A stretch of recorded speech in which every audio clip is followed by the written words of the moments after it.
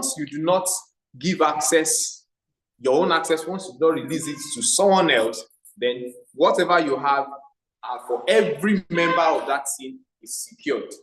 Because for anyone trying to hack your account, there are several ways, several levels of authentication that Google has done. And because the reason is Google is one of those biggest company that has so many things that we are using. On our mobile phones, check, you have your Google Meet, you have your Google, your Gmail, which is Gmail, you have your, let me check, you have your Gmail, you have your Google Drive, at least those ones that we installed on our phones, then other ones that you access, your Google Classroom, your Google Docs, your Google Sheets, a whole lot of them. So if your access is compromised at once, so many other things is compromised. And that's why Google has brought in even more than the standard for authentication all over the world is two-factor authentication, but Google does more than that, just to make sure you are secure. So be rest assured that when you are collaborating as a team using Google Workspace, you are secured. Every information that you've stored, that you have, is secured at that point. Then real-time communication. Real-time communication, you are able to talk to each other in real time. If there's a reason for team members to have a meeting, to share ideas, one of the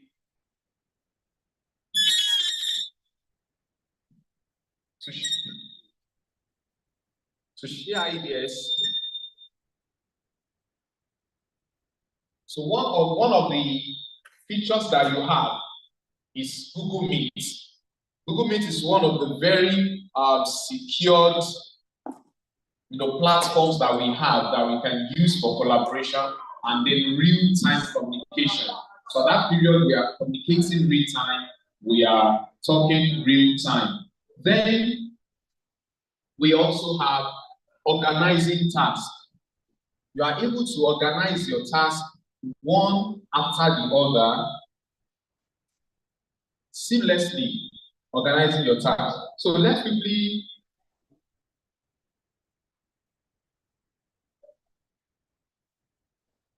check. Now, so what is Google Suite, or that we now call Google Workspace? It is a collection of cloud-based productivity and collaboration tools. It's a collection of cloud-based productivity and collaboration tools to enhance efficiency and teamwork. To enhance efficiency and teamwork. Now, under the Google Workspace, we have several components. So there are so many things that have come together to give us that Google Workspace. One of it that we use often and often is Gmail. Our Gmail is one of the components of Google Workspace. We also have Google Drive. Google Drive is one of it. We also have Google Docs. Google Docs is one of it. We have Google Sheets. Google Sheets is one of it. We also have Google Slides. Google Slides is one of the components. We also have Google Calendar. We have Google Calendar. It's one of it. We have Google Meet. We have Google Meet. Sorry, excuse me.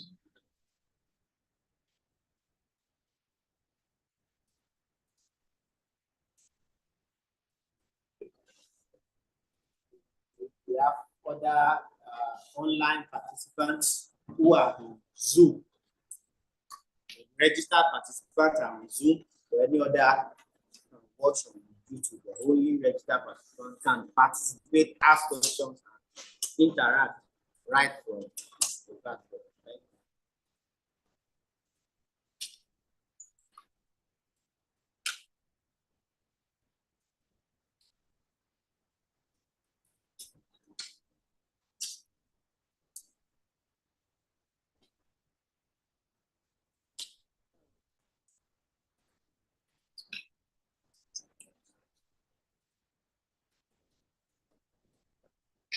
Okay, so let's pick one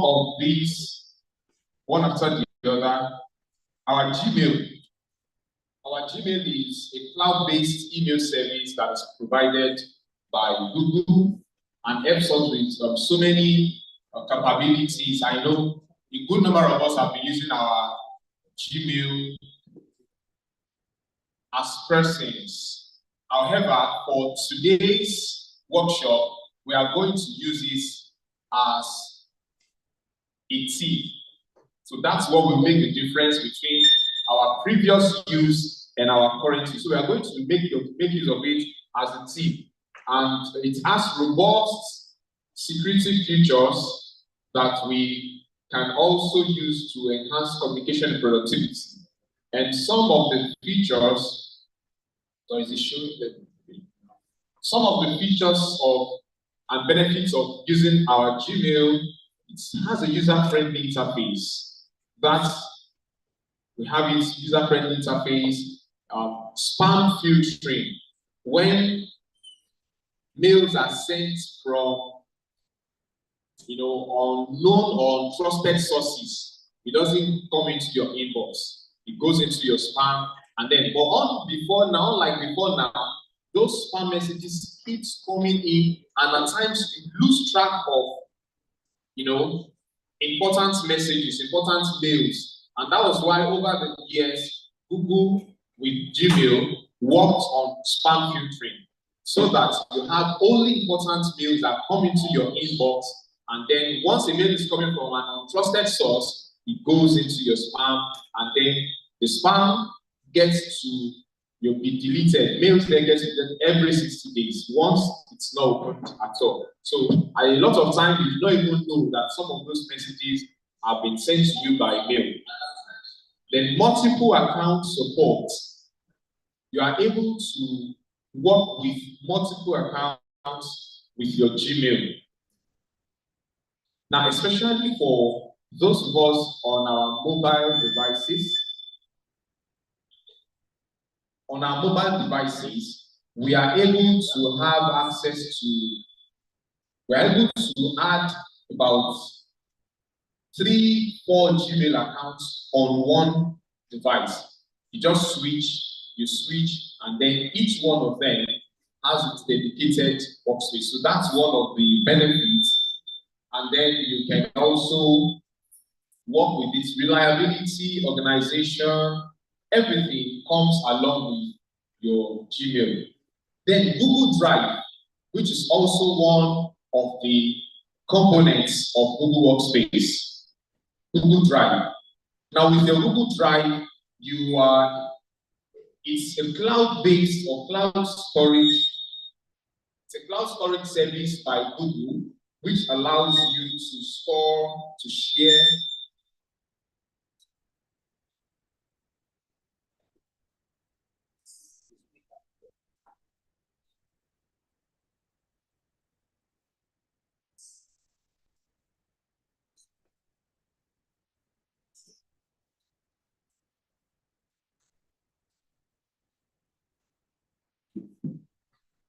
Sorry, because of the interference of the mic.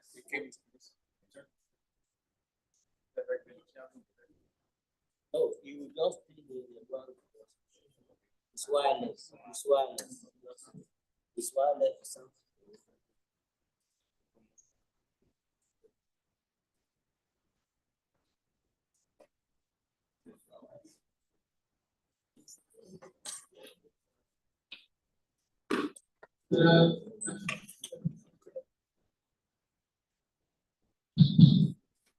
All right. Okay, I think we have a better sound environment now. So Google Drive. Okay, sorry.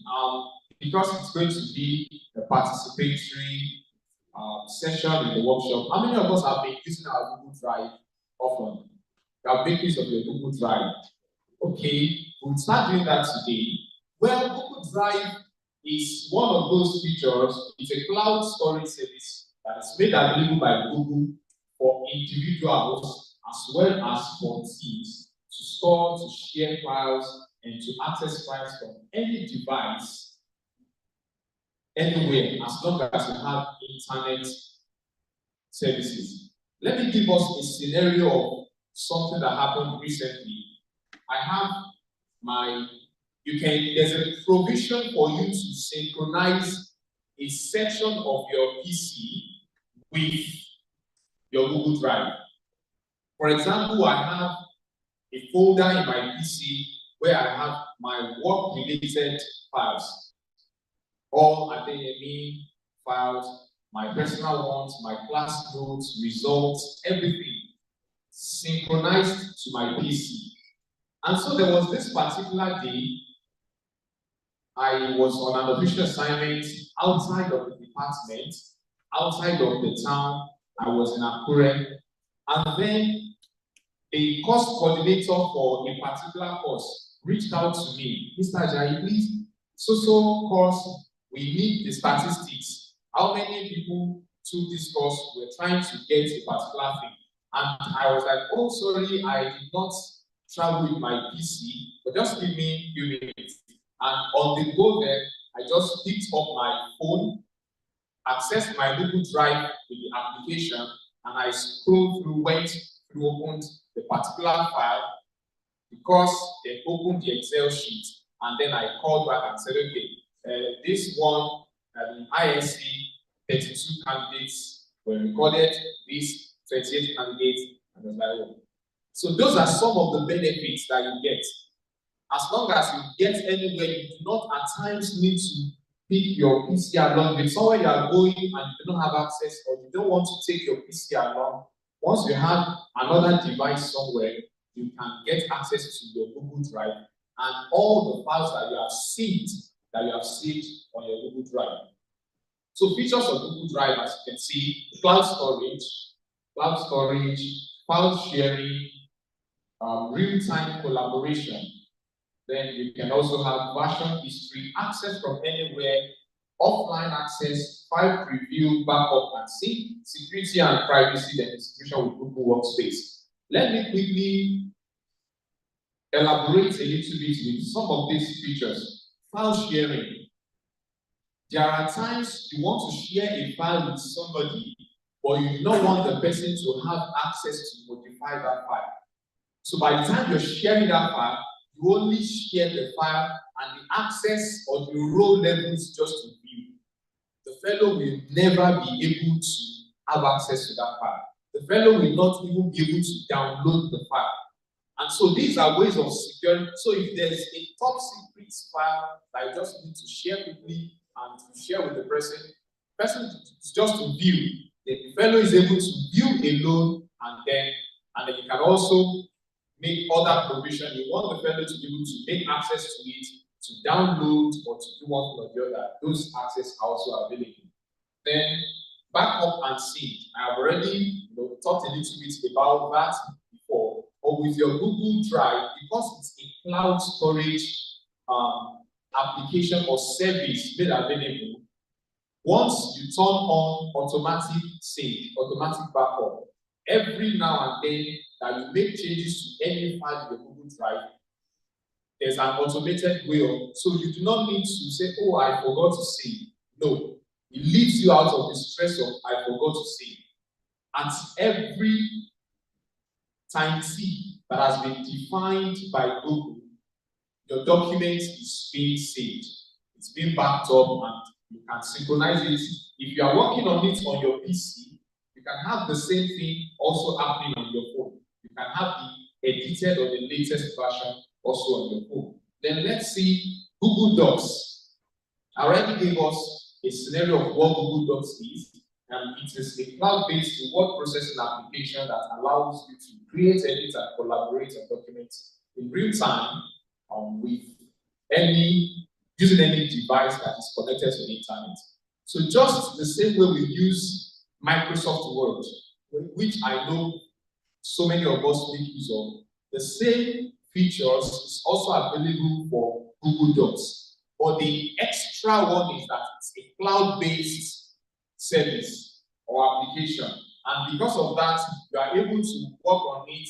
It's saving automatically. You're going to work on one here, you can share with one or two persons, and then the other person is able to see what you are doing immediately, and you're able to work together and collaborate. So, and then we have some of the features: cloud storage, real-time collaboration, like I've just mentioned, then auto-save. The auto-save, I'm not sure of how many seconds, but time T, it's just saving. You will see it, changes saved. There's a space you see the cloud icon. You just see changes saved, and it keeps doing that.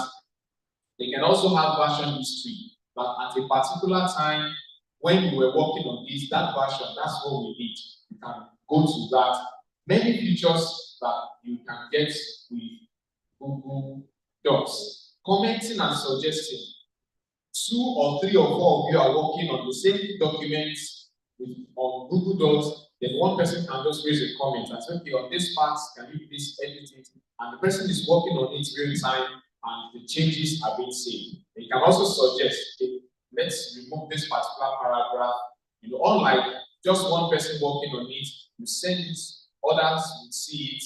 No, it's not like that when it comes to Google Docs, because it's cloud-based. So any cloud-based application allows for concurrent or multiple access. For everyone that has been defined to have access to it, you are all having access to it at the same time. Then you can also do voice typing.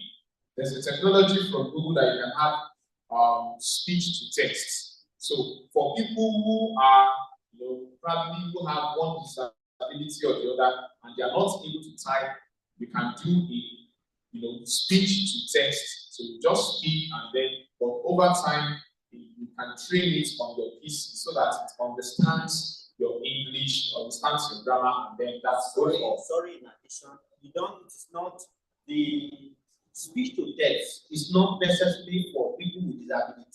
You could have the auditor has a log of facts placed on his table, and things he needs to take decision and write, and then again you do. Now, no secretary employed. You get to many offices now, a registrar is the registrar, is the secretary, is the clerk, who will be the one. So the government is not employing somebody to go at this spam memo, somebody is going to type for you and whatever. And when you cannot get such, so the speech to text is just part of, I would say, AI tool, that once it recognizes your speech, you can type within the shortest period, okay, recommended for approval based on the recommendation of the deputy vice chancellor that this amount is so on. So all what you have just said, as long as that speech recognition, it will just bring it and you are done. Move to another thing. Oh, sir, I suggest we will review this one downward based on the stochastic volatility of dollar, right? Let lecturers' money increase to so and so, and then you are done. And so, speak to text, it is not attributed to people with disability alone, but most times I use it to do most of my work, and then later I start now editing. Thank you. Thank you very much, sir, for that addition. And so we quickly move on to advanced formatting and then templates. Template is one of those things that has also made our work easier. If you want to write a memo with Google Docs, there's a template. Once you open Google Docs, you have templates already. So you can just pick a template and then it's just to save time. Remember that when we started, the essence of Google Workspace as a big technology is for productivity, enhancement of collaboration, just to be productive. So anything that will save your time, those things are available. And so one of it is templates, different templates for you to use. And then you can have add-ons and extension. Most of the time, the same thing applicable for our Microsoft Word. There are add-ons that you can bring in to do some other things different. For example, you can put Grammarly add-on, you can add it to the work, so that while you are working, it does more grammar check than the original one that has been made with your application. Then we move on to Google Sheets. Now, Google Sheets is the variant of our Microsoft Excel that we make use of. So everything you can do in Microsoft Excel is also available for you to be done on Google Sheets. And the same way we have been looking at other ones, it's a cloud-based service. It's a cloud-based application, and you are able to work on it in real time from any device around the world. So you still have the same cloud storage, real-time collaboration, auto save, data analysis tools that are available for you. You have graphs and charts, conditional formatting, everything that you can do with your Excel. You can also do that with your Google Sheets. You can have version history as well as offline access. You know, there are times it's envisaged that you could have a glitch in your network access, in your internet access. So at that period, you still have access to what you're doing. And then every changes you are making at that period is just stored in a temporary place. Once your internet access is strong enough, then it gets to be updated. Then we also have Google Slide. Google Slide is also the variant of our Microsoft PowerPoint that we use as presentation software, you know, that allows us to create, edit, and collaborate on presentations in real time from any device. So some of the features that we have cloud storage, real-time collaboration, auto save. We also have templates, customizable themes. We can also insert multimedia. Like what I'm using now is the PowerPoint slide, and in cases where you have a presentation to a group of people, and you also need to insert videos. It's also possible. You can insert videos. You can insert multimedia, charts, graphs, tables, pictures, and many more. So you can also do transitions and animations, suggesting and commenting in the presentable. Then quickly, we also have Google Calendar. Now, for most of us that have our Google access, our Google accounts activated on our mobile phones, our Google Calendar is automatic. For example, you received an email from somebody with telling you, okay, there's a meeting, you have a meeting which is going to be held on Google Meet in 5 days' time. The date and time automatically synchronizes with your Google Calendar. And then if you open your Google Calendar on your phone, for so many of us that have Android phones, you are able to see those dates where you have meetings. It's highlighted. When you click on it, you see the information. It does that automatically. And so it also gives you a reminder when the meeting is getting close, 1 hour to your meeting, so that you're prepared. And these are some of the things. You can do event scheduling, you can do event notification, so many of these on your Google Calendar. Then we have Google Meet, which is a variant of Zoom that we'll be using as well.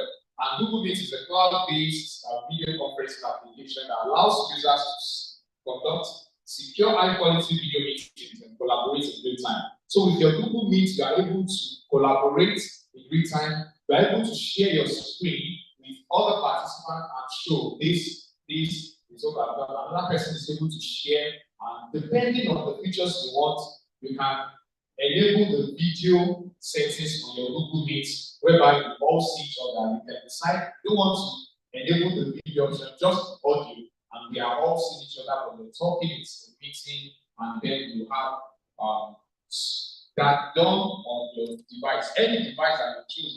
And some of the features of Google Meet, meeting recording, you can record every of your meeting, so that when it is recorded, you can have access to it after some time. You can also do real-time captions, high-quality videos, screen sharing, live streaming. You can have breakout rooms in a particular meeting. Let's let's say you're meeting as group of heads in different places, then you can have breakouts. Okay, so person and so person personnel A, B, and C. You break out into the financial aspect. Then you're having like a sub meeting. You are meeting. You have another set of people break out into these. These features would be set by the person who initiated the meeting. Then you also have chat functionalities. You can chat with one person, or you can send a message and everyone receives it. Then mobile access as well. Now, other additional tools that we have available on Google Suite, we have Google Forms. I know quite a number of us have used this Google Form as end user. There's a data that is needed, and because we don't want to start going to each office, to each person and say, please fill in this information, we come up with our Google Form designed to get information from everybody, and once we have it, we are able to get information. And whoever has developed that Google Form, the responses from people, you have it at the back end of your site, either in Excel file or as a CSV file, and you are able to get all the information. So, and then we also have Google Keep, where you can keep reminders, where you can keep note-taking. While in the meeting, you can keep note-taking, and you can also do task management, or as well to-do list. There's a lot of time you have things you want to get done today. You have these items, you have about 5 items on your to-do list. You can use your Google Keep to work on that and set time. At this time, I want to work on this, and you have a reminder for that. Then you have Google Sites. A lot of time, we are going to look at the business part of Google Workspace, because as a person, you can decide that, okay, I have a company, and my company, we have about 10 employees, and I want to have an environment that will help all these employees to work together. You can decide to also own a Google Workspace as an individual who is the owner of the business. And at that period, you need a website. And right now, if you are not able to develop your website yourself, and you need you approach a web developer.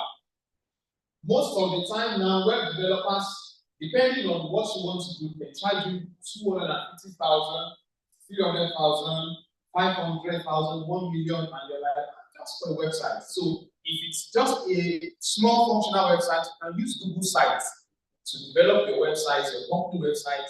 I just want to showcase some of the things, and we are not going to be doing coding. You don't need to learn how to code and all that before you can come up with that. And it can also be used to enhance team communication and collaboration. Then let's look a little bit at the aspect of if you want to create a Google Workspace account. You can decide, okay, I have a company, and in my company, we want everyone around to be able to work better. And then you have some steps. Go to Google Workspace website, and then you click on Get Started. Then you follow all the steps, enter your business name, your country. I have screenshots of how you get each one of these done after this slide. You put in all your details, and then you set up the payments, information, and method, and then you start. You can have a free trial of 14 days. However, Google Workspace does not come free of charge. So, and this information we have here is as at yesterday. Over time, it changes. So we have the business starter, which is $6.30 USD per user a month. So if you have 10 users in your company and they are all on, you want to add them to your Google Workspace. So that means you are going to be paying $60.30 for all of them in a month. And if you have more than that, it's still the same thing. Then we have, and for each one of them, there's a space of 30 GB assigned to them, free for them to have their personal files stored, for them to have one for the other. And then, so we have several plans. You go with the plan that works well for you. So we have the business standard, business plus, then enterprise. Then we have, okay, so if you are getting started now, The first thing is you have a space to type in your business name. So for example, let's say my business name is Glorem Consults. So I will type in Glorem Consults, and then you're going to ask number of employees, including you. And that's just to give an idea to Google the space that will be provided for you, number of emails that will be provided for each of your employees. Then you pick your location, you click on next, you put in your contact information, your first name, your last name, your email address. And when you're done with that, there's this question, because for you to use Google Workspace,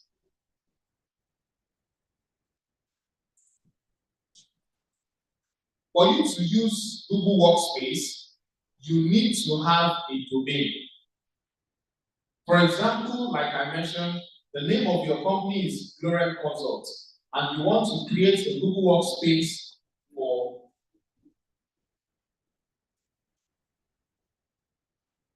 because of the power.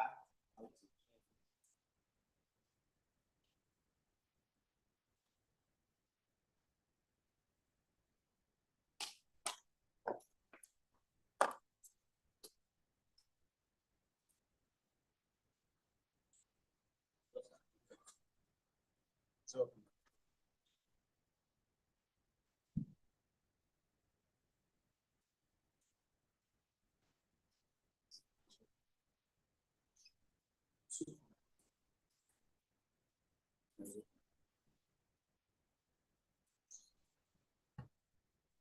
okay, so like I was mentioning, you have your contact info put in there. Then you are going to be asked that does your business have a domain? For you to have Google Workspace accounts, your business needs to have a domain. Domain is gloremconsults.com, gloremconsultingnigeria.net, gloremconsults.com.ng. So that's the domain. It's a space over the internet where you have your files stored in. So for you to use Google Workspace, then you need to have a domain. So if you have one already, then you click on yes, I have one I can use. But if you don't, then you click on no, I do not have one. So let's take that we don't have one yet, then you can find the domain for your business. So the example that I used for this was Glorem Consult. You just type it in and it gives you options. So gloremconsult.com.net.org.info. If you select anyone, then you have information if that domain is available or not. And for this, it says the domain you want is available, gloremconsult.net, available for €12 per year. And with that, you are able to work along with it. And it's saying we have information that you can create professional email addresses such as sales@gloremconsult.net. You know, one good thing is if you have a business and you're trying to, have conversation or meet some clients, you're trying to work, when you use business emails, it shows the authenticity of whoever is working. You have something like HR@gloremconsult.net. You're able to send that message, and whoever is receiving it knows that this is an authentic mail. It's not just coming from adedoyi@gmail.com. A lot of times, some people will want, especially when it has to do with dealings with finances, dealings with releasing some of their resources. But when those mails come from, from professional domains, they are rest assured that this cannot just be done like that. So you are able to purchase that when you are done. And you do all your business information, how you sign in, you put in the information, then you are able to agree and continue the pay. Then quickly, before we now get to the practical aspects, if you are the one creating a workspace for your company, you are going to be the admin. And being the admin, you have several options that you can work with. The first one is user creation and management. Let me use Adeyemi as an example. Once anyone is employed as a staff in Adeyemi, after one or two things is done, the person is sent to MIS. and the person's information will be obtained, and after obtaining it, you are able to create, so an account is going to be created for that person. And just as we have here, you have your surname and your initial at aco.f.ng. So that's how it comes out. So whoever has the admin account is able to do that. So if you are doing it for your company, you have 10, 15, 20 employees, you are able to create email access for each one of them. You are able to delete, modify, and you're able to also set up rules and permissions. You can also reset their password. A lot of times when we have issues with our password, you have to go to MIS. So there's a dedicated staff that does that, resets your password for you from the admin console, and then you are able to walk around with the new password. And then you also have organizational units where you organize people differently. Google Workspace app, they are also available for you with Gmail, calendar that we mentioned. Also, the device policies is also set by the admin. I don't know, for so many of us that use our ADM email on phones, there are times when you are trying to use it, you see device policy should be enabled. Device policy should be updated. That's because there are requirements which comes from the administrative aspect that, okay, this person, so once you do that, you are able to have access. So from the admin console, that those policies are being set. And finally, app access control. The admin can control which app users can access and configure when it comes to using Google Workspace. Now, let's work with Google Workspace on our phones and our PC. So please, if you have your PC with you, if you have your system or your phones with you, let's get to work with our phones. Now we have seen during the course of the presentation that there are so many apps or features that are available for us to use on Google Workspace, either as an individual or generally as a team. However, for each one of them, even if we pick only one, we are not able to exhaust all the features till the end of today. And that's why you need to dedicate more time to using some of these tools. The more you use it, the more you get familiar with the features, and you're like, oh, wow, so this one is available, and you're able to do something seamless, more than before. So let's start, those who have our phones with us. Now, for you to know, we might not have paid attention before. If you have Google Drive on your phone or Gmail on your phone, just try opening your Gmail. Once you tap your Gmail icon, you see something down there, Google Workspace. Now, did you see that? While it's coming up, you saw Google Workspace just at the lower bit to tell you that's one of the features on your Google Workspace. So I want us to, I understand that a good number of us here are members on ADME, and quickly, once you have an ADME email account, that's your work account, and that means you're already a user on the Google Workspace of ADME. You're already a user. So, those that are using PC, please log into your ADME email using Google. Okay, so I'll be doing that for that of PC. I'll be doing it on my system here so we can follow suit.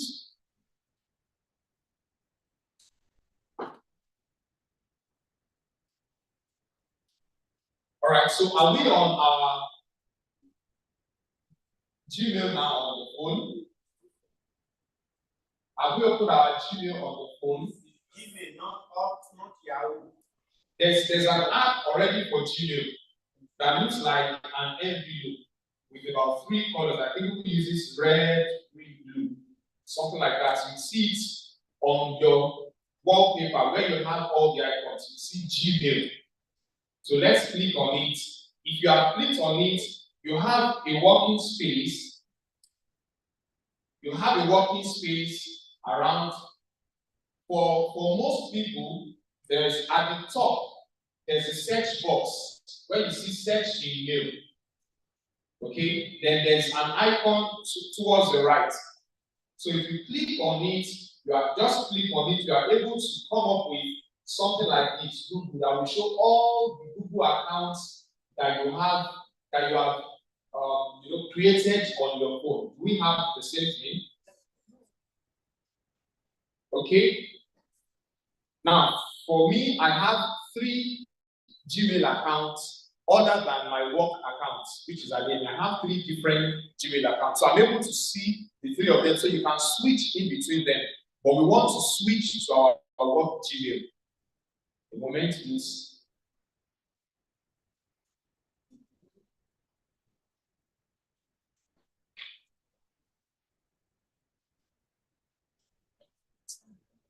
So you have only one now on your own application. Now you are not.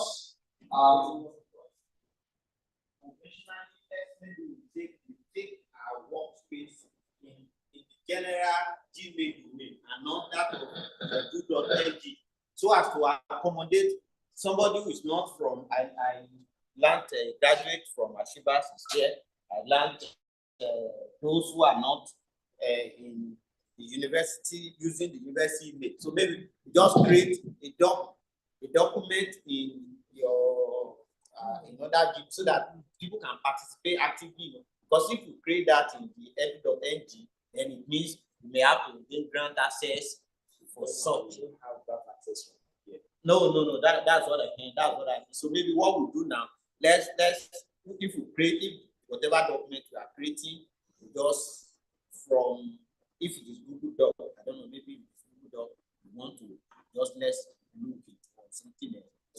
So that others who don't even have our university email can participate and still see how to be actively involved in what we are doing.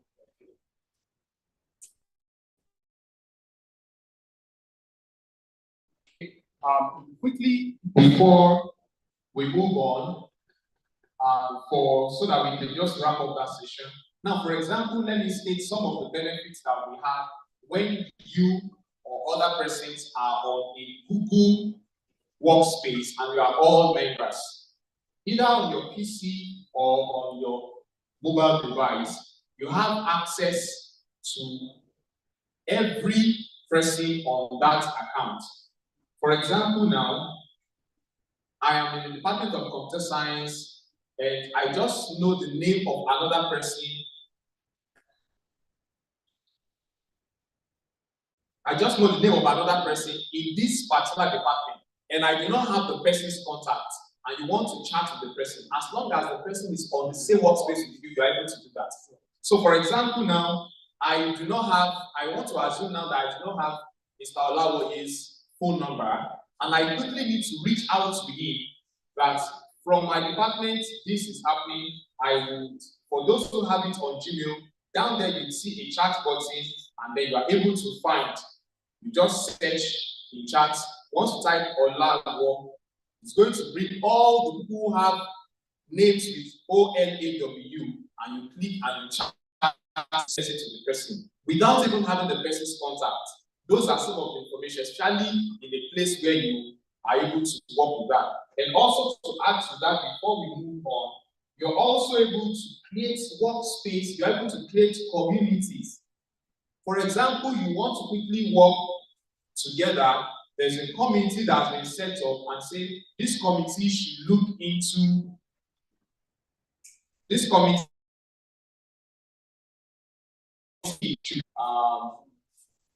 Maybe CBT modalities in Adeyemi, now that we have a different structure.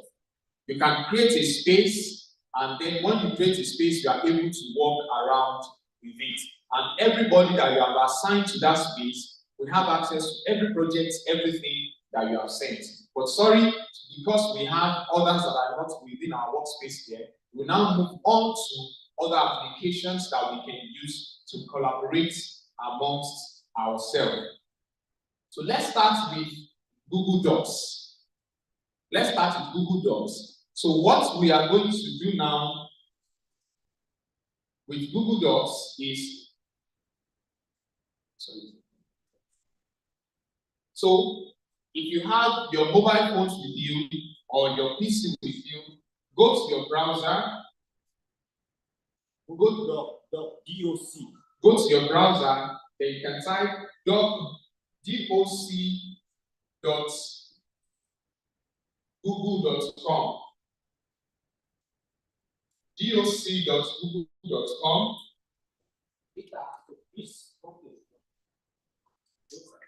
doc.google.com. Or you might just type Google Docs.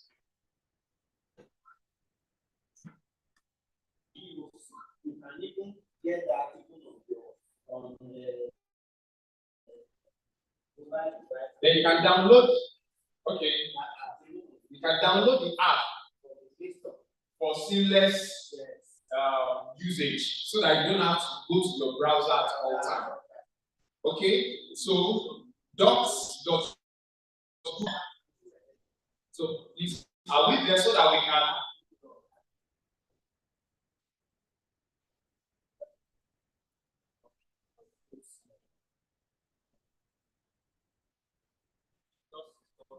Okay, so there's a docs.google.com, DOC, and with the other time I typed DOC, and now it has redirected me to DOCS, which is docs.google.com. So can we proceed now? Now on Google Docs. Let's know if are we on the same page? Are we on the same page? Do you have Doc on your device or on your desktop?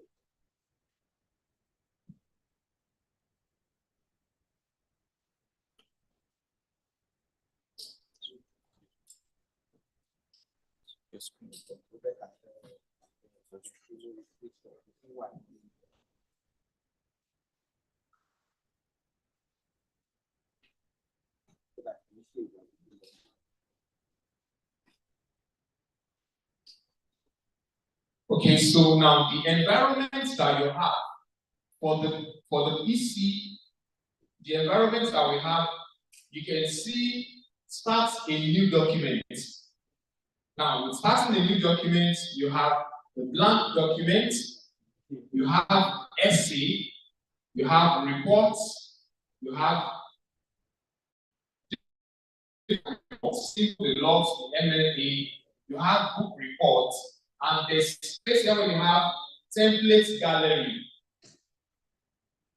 Template gallery on the general, there are so many templates. If you do not want to start from scratch, different forms of reports, book reports, class notes, different class notes, even lesson plan for people who are teachers and they want to develop a lesson plan. Already there's a lesson plan template available for you, different type from the simple to the playful, and so you have so many templates available. Business letter, you want to write a letter as a business person, you have the templates available. I hope we're seeing the template gallery. The template gallery for all the templates. So the template is just to simplify. You do not want to start looking for how a business account, how a business letter looks like. You have a template that you can always edit.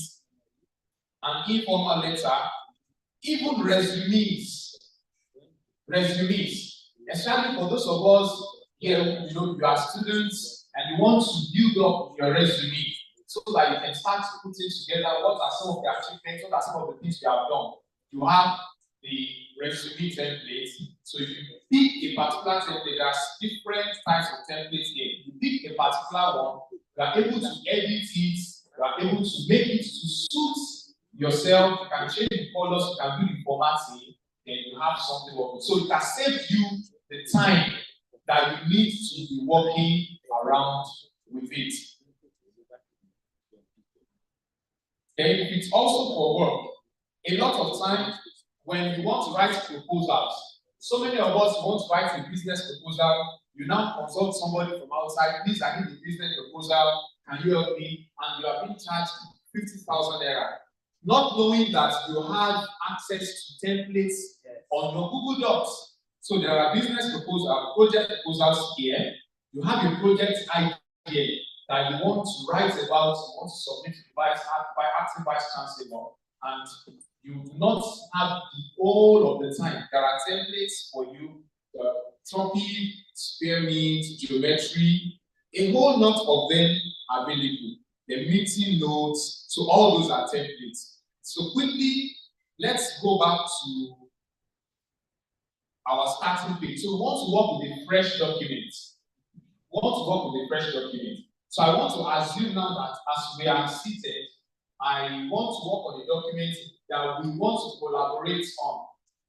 4 or 5 of us that will be granted access so that we collaborate, we work together on it. So I'll click on blank documents. So once my document page and the workspace area is loaded up, it's just like the normal way you have your Microsoft Word, like I mentioned. You have file, you can edit, you can view, you can insert, you can work with different tools in that document. Now you're going to see the share option. There's an option for you to share that document because that's the essence of collaboration.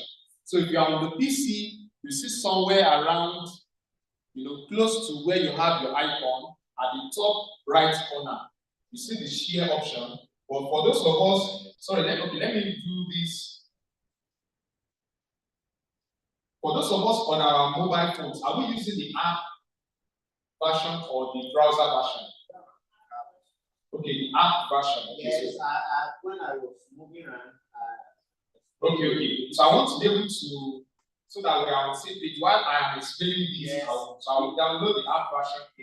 The web version is, the interface is different from the app version. Okay. But the app version will just take you to the room where you are going to and what do you want to do. You want to eat, you want to. But the web version would have brought you format, different kind of you want to write a letter, you want to write a poster, you want to write a report, you want to do this, you want to do that. So instead of people, you can adapt the format.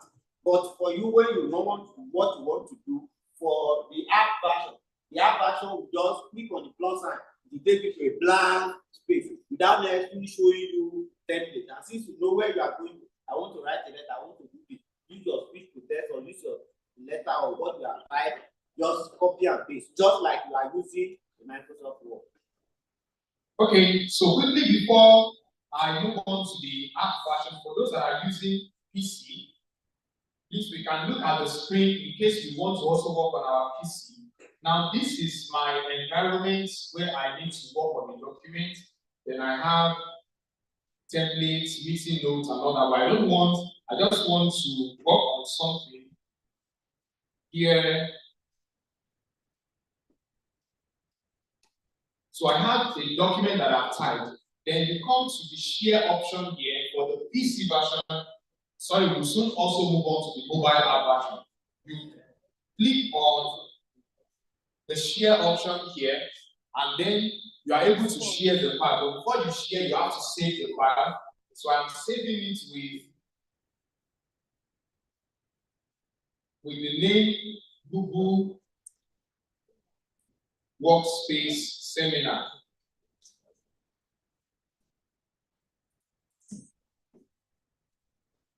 And then I have saved it.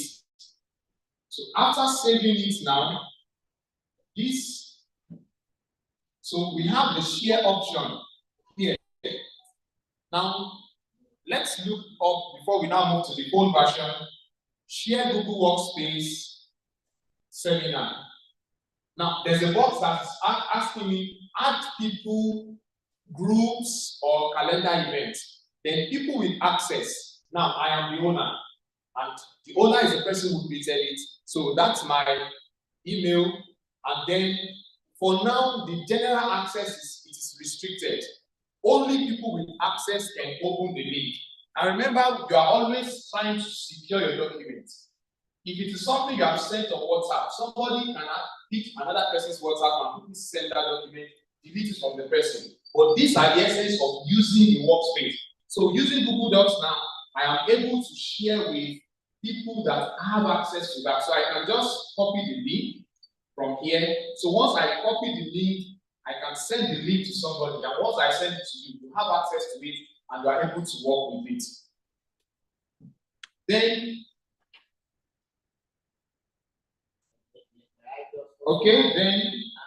okay, sir. If it is not a confidential document, in general, it will not restrict access. So once anybody who have access to the link can view, but if it is confidential or somebody you want, you can define viewer. The person can only view, cannot do anything. But if the person want to edit, I've sent it to the HOD and the HOD have to make input. Then it can only make input and also view. So different sign. Okay, so just like that, I said, now when I click, now because I am on a workspace with my account, I have clicked Adeyemi College of Education. So anyone in this group with the link can view. That's another access. So you can always set that then anyone with the link or generally restricted. So at the end of the day, I have the link copied and then I can paste, and then when I'm done, now the viewer, just like I said, we can see the options for the viewer here. The role is just to view. You can also have commenter. You want whoever has access to it to be able to comment only, to drop comments and say, oh, for these documents that we are working together, can you just please work with this aspect, work with this aspect? Then the owner is able to edit. Then later on, you feel, okay, let me grant access to all those who are at the link, let them be able to edit. Then you select editor, and then they have access to edit that same document. And then once you do that, the access has been updated, and then you are done. So let's try and work with in groups now as we are here with our Google Docs. So now, sorry, the phone version, the mobile version, if you are on the mobile version, you see maybe some documents that you have opened before on your app. Then you have a plus button. That's where you pick up a new document. So what is once you pick the plus button, you see creating documents, and then you have a document already showing in front of you. So once you have that document, you can type into that document, just type in something in the space provided. In the space provided, are we doing that already? So then you can save your document. You can save your document.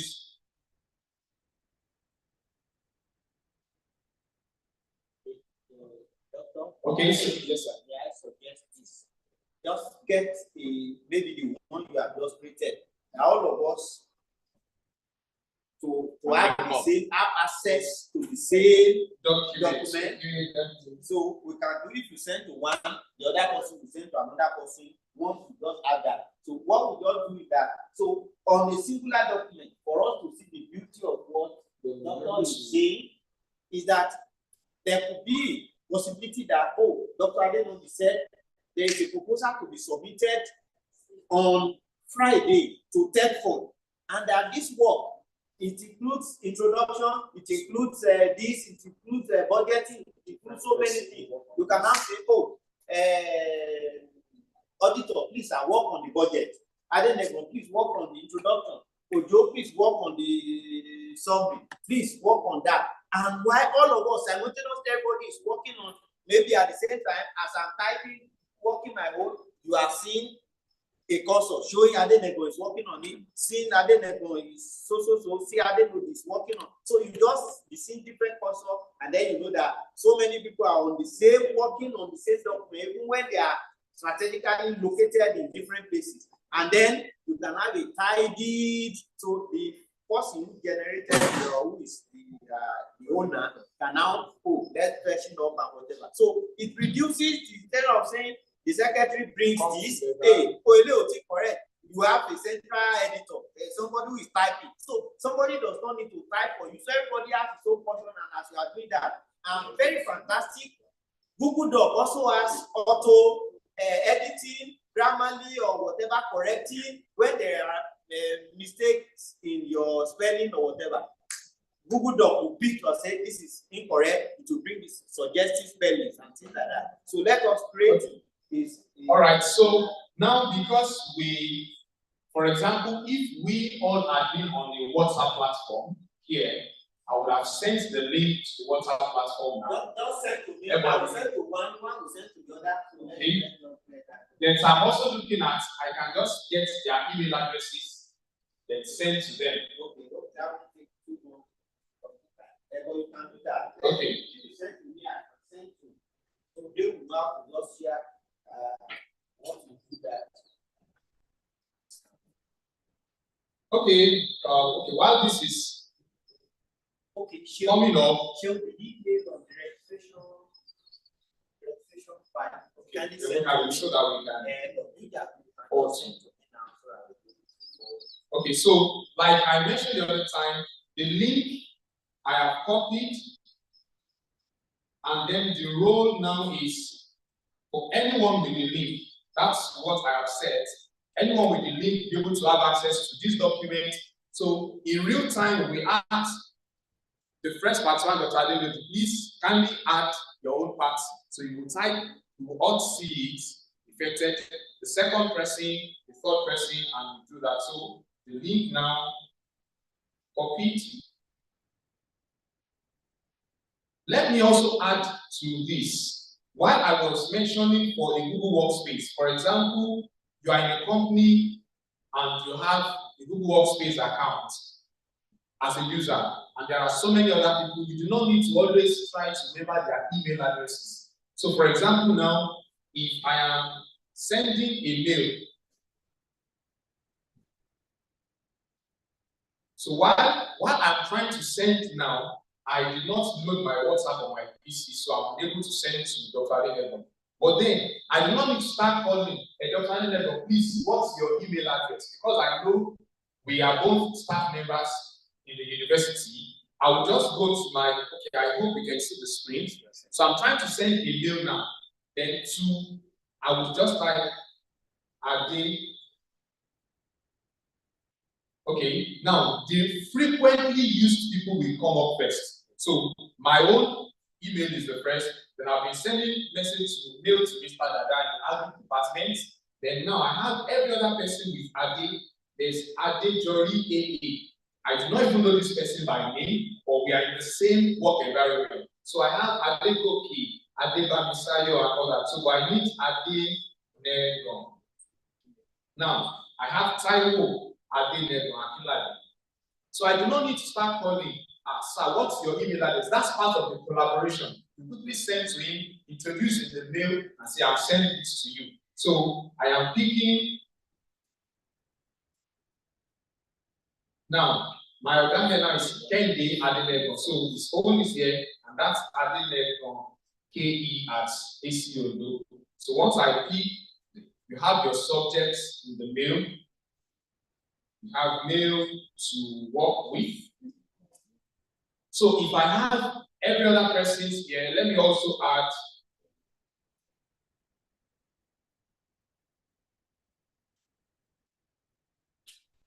okay, sir, you are Raphael Adedoji. So I do not know his email address, or I know his name. Once I just know, so I've picked him. Sorry, sir. Do you have the email address and then idea, sir? Your name, sir. Abimbola. His surname, sir. Okay, sir. Okay, we have so many Abimbola now. John Abimbola. Okay, Oladosu Abimbola. Okay, and now I have. So I'm just sending to these three to work with while Doctor will send to another person. So the link I have sent, and then I'm sending it. So let's start with. So I have sent to them. Please confirm, sir, if you have received the link. If you have received the link, if you have received the link, then sir is going to forward to others. Then we can now start working on that document together. So the same way now, those of us that are students, we keep asking, how will this work? You have two, you're working on an assignment, and there are 2 or 3 of you in a group. It's a teamwork, and the assignment was given to you on Friday to be submitted on Monday morning. You do not have to be together in a particular location. Just one of you will be assigned to open a Google Doc account, and the other to send the link to them, to their WhatsApp, to their emails. Once they receive it, you start working together, then you collaborate. Okay, so let's quickly have our. I have set the role as editor. So anybody with a link now can edit. Okay, so do you have access to links already?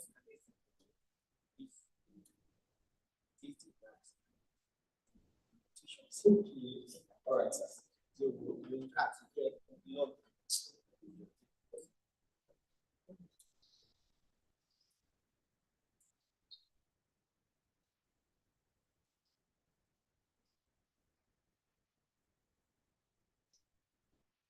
Sir, do you have access to it now?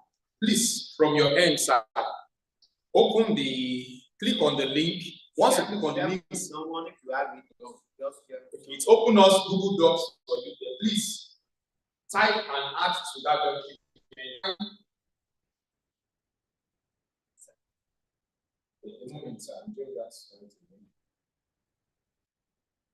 Okay, now for those of us that can see from the screen, the other time it showed Raphael Adenodi, and then whatever he types, we are able to see it there. So that's collaboration in real time. I do not need to, so he's already typing, and once he types, because I have set the role that we should be able to.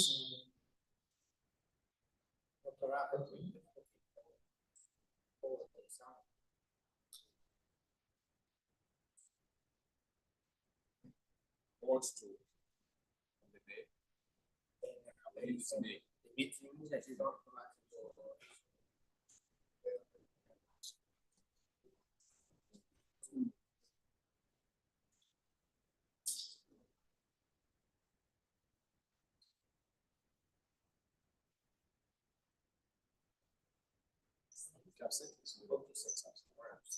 Okay, so now,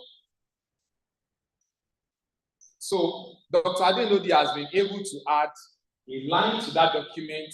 Kindly do more writing than talking. And we're trying, just like the director said, you can just have a scenario. Okay, we have a short time to work.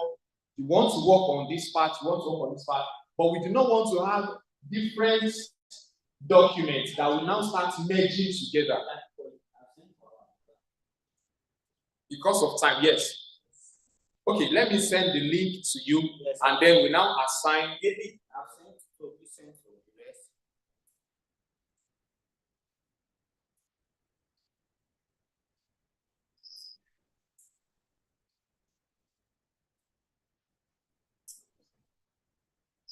Okay, so I've sent the link to you. So let's see, whenever you have access, please just try accessing it. Okay, I can see someone is accessing now. Okay, Dr. Adenegon. So, sir, you can help us delete that link from the document. Help us delete the link. Okay, did anybody add anything? No, yes, I pasted the link when I was. So, and that's how collaboration is done. So that means if we are even writing, let's say we want to write you have a report to write, and each program. In fact, I really appreciate the way the program has been going. Stop. The participants and the facilitator have been very fantastic. We appreciate all of you.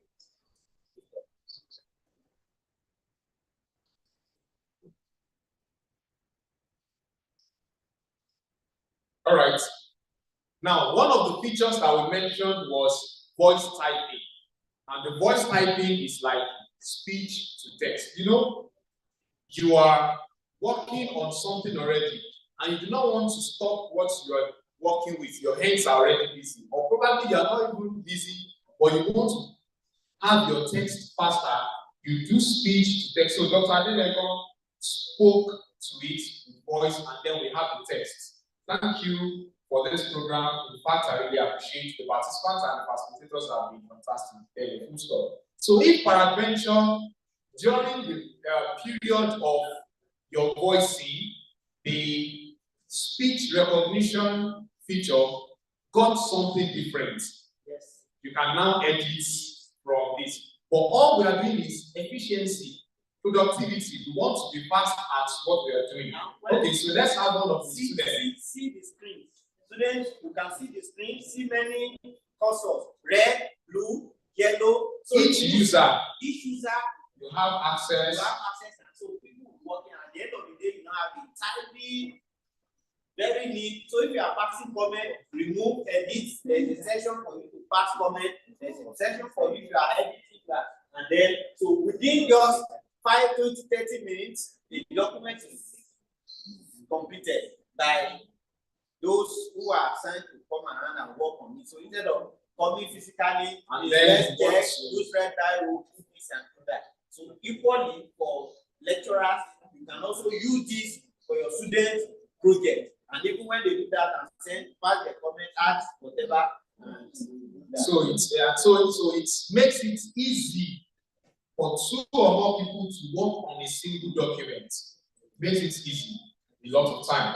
And for me on the device now, being the owner of the document, I can see a total of 8 persons are already having access to the link. So I have Anonymous Antiatha, Anonymous Chipmunk, Anonymous Crow, Anonymous Lawrence, Anonymous Tiger, Raphael Melody, Anonymous Manati, Anonymous Kiwi. Now, sorry, this gave names like that because we are not on. I am using I'm using my workspace email. If I had used maybe, let's say, ajaialex80@gmail.com as just my normal personal email, and I've created this, I should have names of those that are coming. But at this period, they are seen as anonymous because we are not in the same organization. So that's the reason why we saw all these names like this. And then you can, so when everything is done, the owner can now change the access to just view. I can decide to change the access to view only, and then they are done. So that's some of the, and you know, like we mentioned, we have so many of these features that you keep working on, that you keep learning each time. So let's see this as an alternative to working on the document, you know, within 2 or 3 persons working together. And once one person has started making access to it and you are not open, you get notification in your mail that the other person has made changes. So you quickly check and say, oh, doctor has made changes to it, and you check and you say, okay, fine, I'm okay with this, and then you are set to go. So I can decide to change the access to just comment alone or to view alone. So, any question on Google Docs now? Any question? Want to move to another application available under the Google Suite? Yes, any question? Okay, so if we do not have questions, let us make use of Google Classroom. I know, you know, quite a number of us, those who are in the academic, you have a class. In fact, especially when we had the pandemic, that was when a good number of persons were looking for alternative to teach, alternative to continue, but we do not even need to wait for a pandemic before we can teach. Let's say, for example, as we are here now, we said, okay, even after this particular even after this particular workshop, we want to continue learning, then we look into using Google Classroom. Now, Google Classroom is just one of the applications that is also made available under the Google Workspace that we can use to have a conventional classroom virtually. And you see, it doesn't stop in just only being used as an academic. Even you as a person, you have 1 or 2 or 3 persons that you want to teach something, you want them to submit assignments, you want to mark their assignments, and you want all their submissions and their collaboration with you to be personalized. You can also do that. So let's see Google Classroom. Let's see Google Classroom. We can Google Classroom, that's the next one we want to use. Sorry, before we move on to Google Classroom. Now for Google Docs, Google Sheets, then Google Slide, they are almost the same because your Google Sheets is like Excel. So the same way we have worked with Google Docs, you have the same templates, only that the functionality is different. For Excel, you use for calculations, you use for analysis and all that. So 2 or 3 persons can have a data and say, okay, this is the data that we have. Okay, let's say, sir, you are the head of works, and we have done the research. We have said each person should come with it, and they're saying, okay, in this department they have this, and they need this, and you have that data. You share that document with someone else, and you're able to see as the person is able to make changes and say, okay, let's work on this. We have a total of this. So the same thing applies to Google Docs as well as Google Slides. So you have a PowerPoint presentation you want to work on, you also do that. Now let's also move on to Google Classroom. If you're on your PC, you can type classroom.google.com. In fact, for students, sorry, doctor. For us to get all these Google suite, if you are using Windows, you are in Windows environment using your PC, once you just click on the picture, your profile picture, you see beside it, you see rectangular area of 3, 4 dots, 3, 9 dots, 1, 2, 3, 1. Just click on that dot. It will bring all the Google Apps, Google Classroom, Google Form, Google Docs, Google Slide, Google Sheet, so that you can see all those things there. But if you are not using PC or a tab that can show that, then it means on your mobile device you don't show all, but you may have to now begin to pick them one after the other.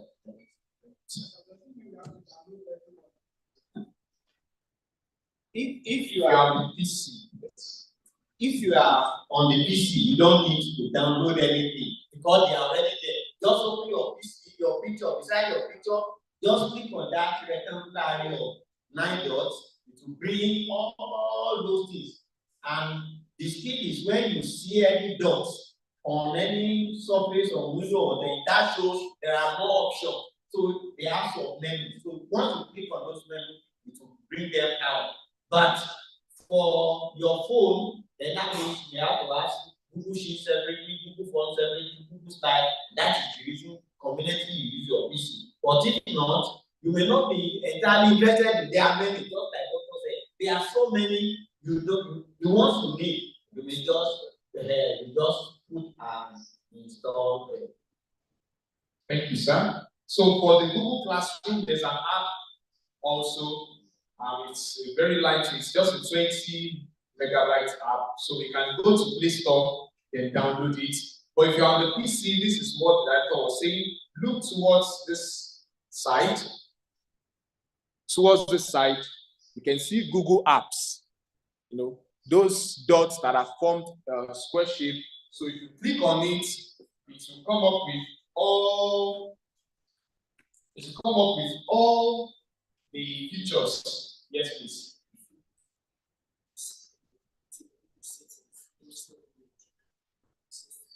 To desktop version. Yes, thank you. Now, also on your Google Chrome, that you're using now, on your Google Chrome on your phone, you can go somewhere towards where you have what's it called? Three options. You click on it, you click desktop version. So once you click desktop version, the same way you have your Google account displayed on the PC, it's also done like that on your mobile phone. So you see it as a desktop app, and you're able to see all the features. So here now, you want to use Gmail, Drive, Classroom, Docs, Gemini. Now, I think the last workshop we had, we dealt with Gemini as an AI, generative AI app that can help you do a lot of things. Then we have Sheets, Slides, Calendar, Charts, Google Meet, Google Form, Google Sites that were mentioned in Google Contacts. Then you have, if you want to work with groups, YouTube, Google Maps, and every other thing. But the first part is what you have available as apps that you can use on the workspace. Now, the second category are the ones that are general. That's why you have them segmented into two. So you have your groups, Google News, Google Translate, Google Cloud Set, Google Earth, Travel, Google Password, Google Meets, and many more that's available for you. So for now, we want to make use of Google Classroom, and you can also as well type your page classroom.google.com. Okay. Now, just as a conventional classroom, you have a teacher and then you have students. So the first thing to do is, you as the teacher now, you want to set up a class. Now, for those who are in the academics year, at times, a lot of time, I feel uneasy, I feel interrupted when I'm in my office and I have students knocking. Sir, I want to submit my assignment. And you see a lot of them, even when you have asked them to submit an assignment at a particular time, you've asked the course to submit. Some want to submit after that time, and they have excuses, very genuine ones to give. But when you use Google Classroom, you have a time that you have set for everybody to submit the assignment. Once anybody is submitting after that set time, the assignment is not going to be accepted. It's not going to happen. So even if you beg today, beg tomorrow, you have missed that particular assessment or assignment. So you learn to now work with time and some other features that you also have available. So now we have the Google Classroom here, environment. If you are on the mobile phone, let me quickly. So for the PC, you have an icon at the top corner plus. You can either join a class or you can create a class. So those are two things. So you join the class as a student, you create the class as the facilitator. Okay, then the same way. So at this period, let's not start with. Okay, I want to see for those that are using the mobile version Google Classroom, you choose one of your accounts. So I'm choosing another account here.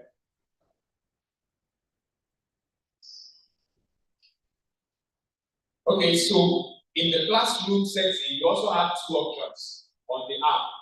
On the mobile app, create class or join class. So I want to create the class here now, whereby we are going to join the class.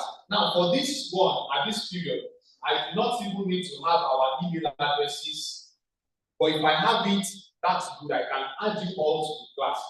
I can just have the code that is going to be generated for me, and you all type in the code when you join the class, and you are all participants in that class. So I am creating a class now, and then for me to create a class name is required. So let's call this class name Google Workspace 001 as the title and course code. We have Google Workspace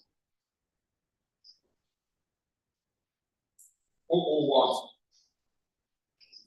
That's the one that is required mostly. But you can decide, because there are times you as a teacher, as an educator, as a facilitator of education, you have several classes and you want to have them in section. So you can have section. For example, I am teaching primary, I am teaching secondary. You can have that section. You can also have the subject. Is it ICT? Is it general knowledge? Is it cake making? As many that you can put. Then you also have the room. It's just like normal the way we have a normal class in the room. But at this period, I just want Google Workspace 001. Then I will create the class. So it's creating my class for me. There was an error. Please try again. My internet, sorry. Check. Okay.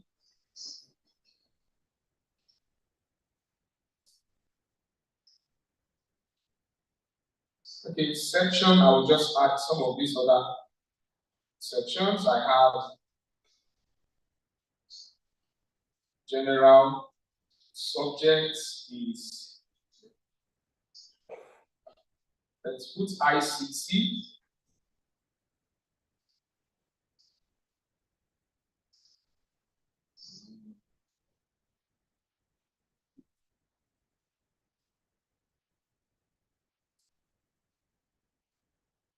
Okay, I'll leave this out and then we'll 001.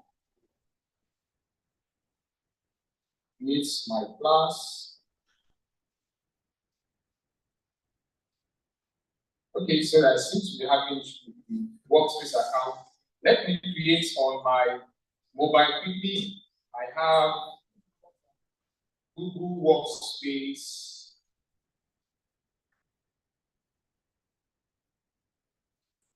I have Google Workspace as my class. So I've created that quickly on my phone now. So, and then I have code to send out. I want to invite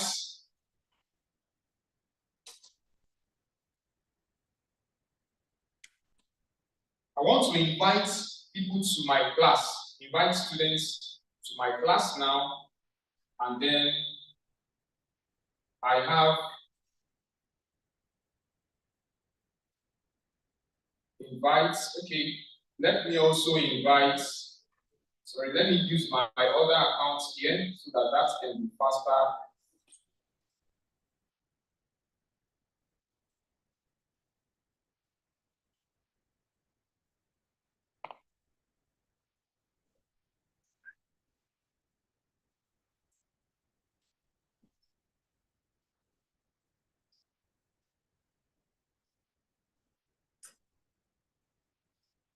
Okay, a moment, please.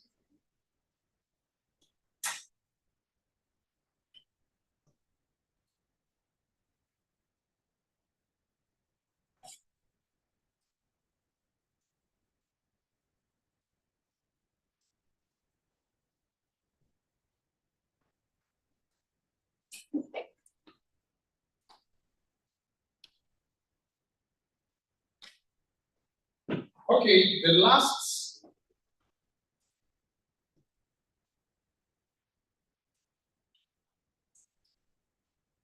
So while trying to invite you to my class now, the last time, that was late last year when I was still using Google Classroom, you could invite with a code, but now it has been updated, it has to be a link.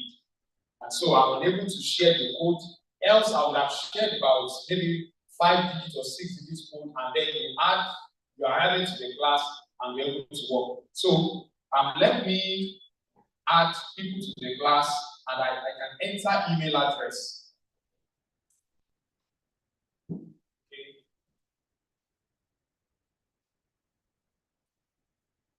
Okay.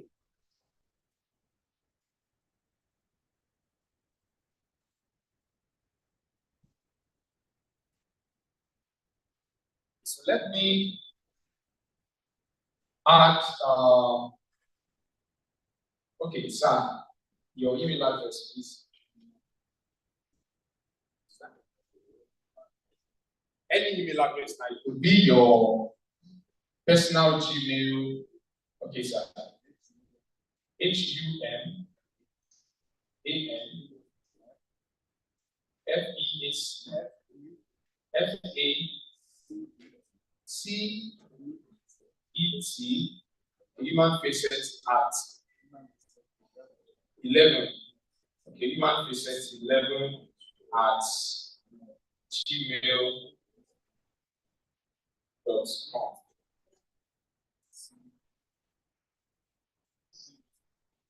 So your email address.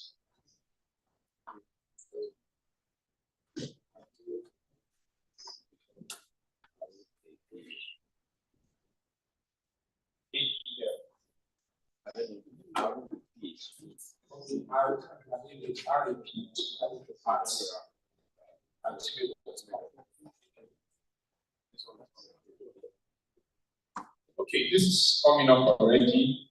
It's better down here.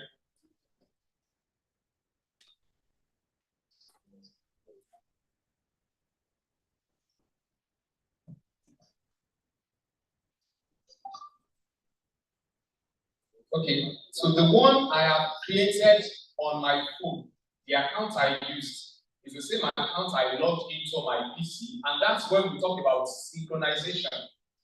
The same thing you are doing on your mobile phone, you are also getting it done on your PC. But I know there are times it's just for either to have a broader view that you make use of the PC, or at times to have a mobile and quick way you are somewhere you want to create. So now I have I have added 2 people to the class, so I can click on this particular class now, and I can copy invite link, or I can just open the class. So this is the class. Okay, for the PC, I still have my class code. Can we see the class code? Yes. Sorry, can we see this class code? Okay, so please, in your Google Classroom, click on Join a Class. Click on Join a Class. Okay, there's the course you are going to enter.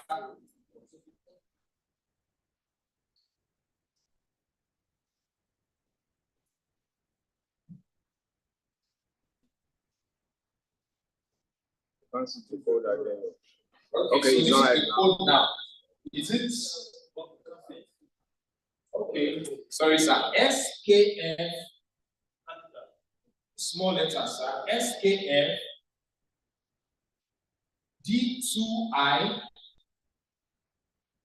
XV. X, yes, X for Xmas. SKF D2IXV. So that's the class code. SKF D2IXV. Okay, how many of us have been able to join the class successfully? Okay.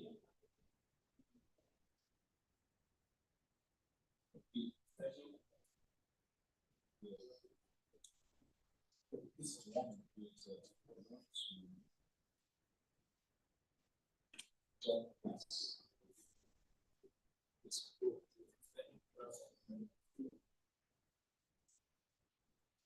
Okay.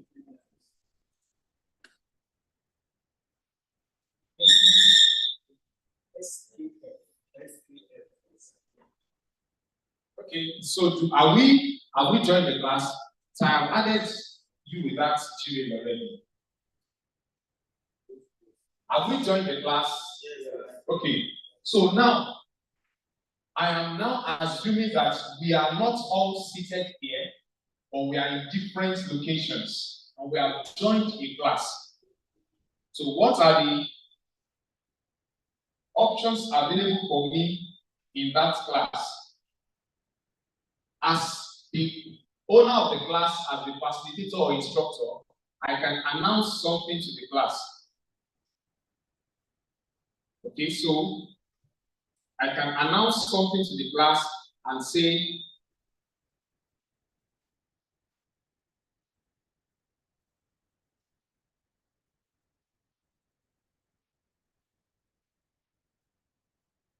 Okay, so I'm typing, then you let me know the information that you received.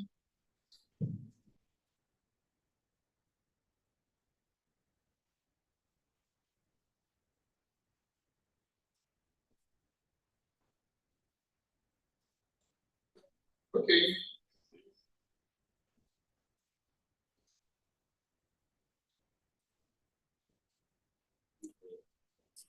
Have we received any information? So what's the information now? Okay. No, if you click on it, you see the full information. So that's an announcement. So as the teacher, you want to announce something to all the students in your class. You just type and announce. Have you been able to see the full information? Once you have that pop-up, you click on the information and you're able to see. Okay, so I have the chat room is opened, and then we have Robert Oluwamayo Kunwakukoye saying, I'm happy to be in the class this morning. You have Akintola David saying hello, and then we have other comments. So in class, we can collaborate. You can say, oh, sorry, that particular part, do you understand? You can send message to a person, or you can send to the general class. So just the way we have in class. And when I am also sending a particular announcement, I can send a file along.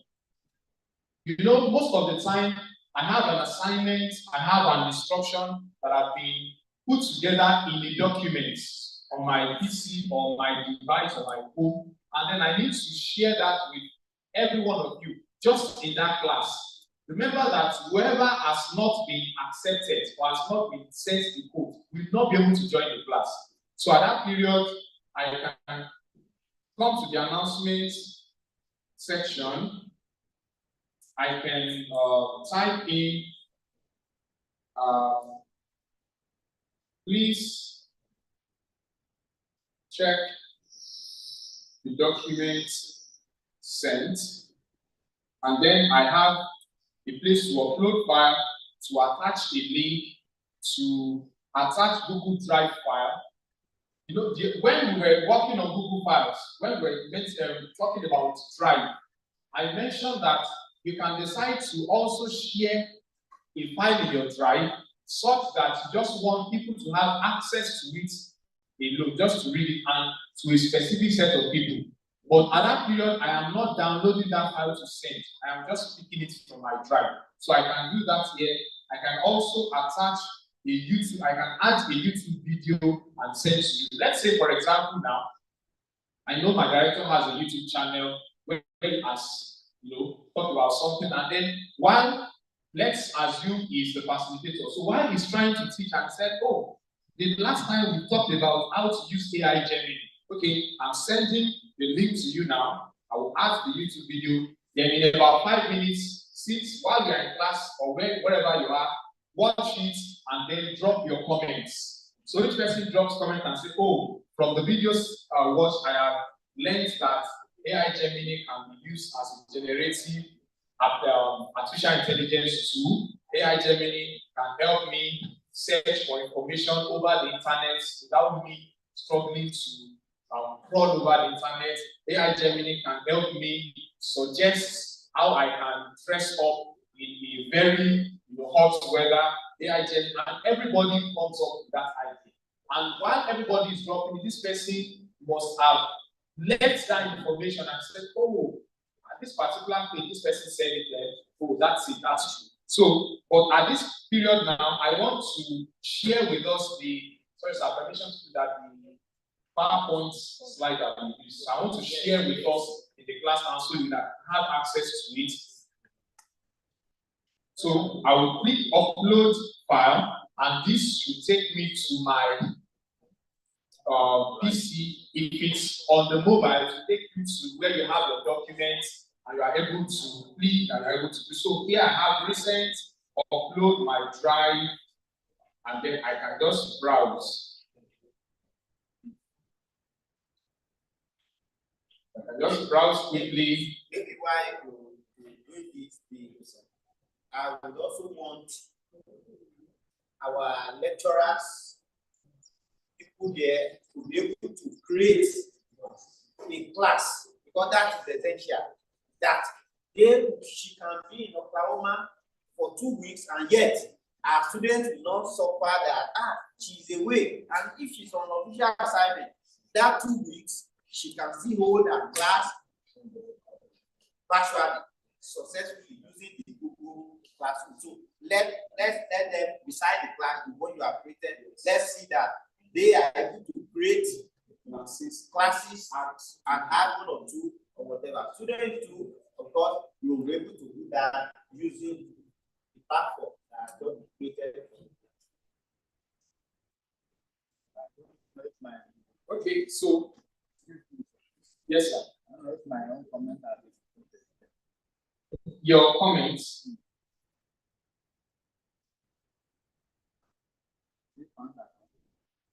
You sent the comments, have you? Or could you see it from there? Or it's not coming to the class?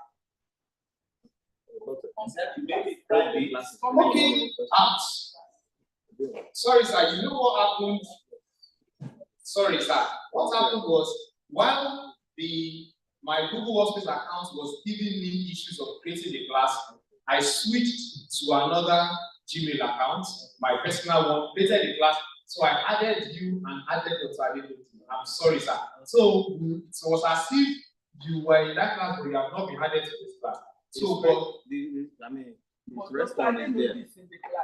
Yes, I have seen his comments, but I've not seen. His comment is there. Okay. All those who have been Bola is there. Hope the class is becoming more interesting. Oh, okay. Sir, it was among the first set of. We sent it at 11:36 a.m. Yes. I hope the class will become more interesting and educational. Okay, so please, I have sent the documents to us. Sir, the class code, have you seen it now, sir? 2KF, sorry, SKF D2 IXV. Okay, so I made an announcement and sent the document. Please, let's try and see if you can have access to it. Then we now move to you creating your class. I sent the document. I said, please check the document sent. And it's a presentation on Google Suite. We have access to it. Did we get that notification? You should, each person should get it. This particular one that I sent, each person should get it. If you are in that class. I know while we are checking, one of the beauty of using Google Classroom is even if you have missed something, you could not join the class as at the commencement. Once you come in, you will see all other conversations, all the information that have been sent, the time, the history of everything, you have access to it. So these are some of the opportunities of having a virtual environment. If it were to be a physical class, once you come in, all the things that have been said, you will not get it. And if the class is recorded, just like Alga said, then you have it. For a lot of time, or some person is trying to give you the information, and the information is now inaccurate because something is missing. For everything that has been said, you have access to it. So, have we been able to get the document? Let's try and open the document. Yes. No, you can't see the document.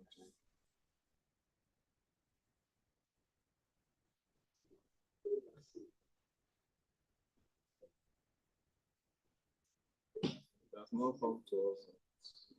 It's like let's try and refresh. So now yes, she has seen the document.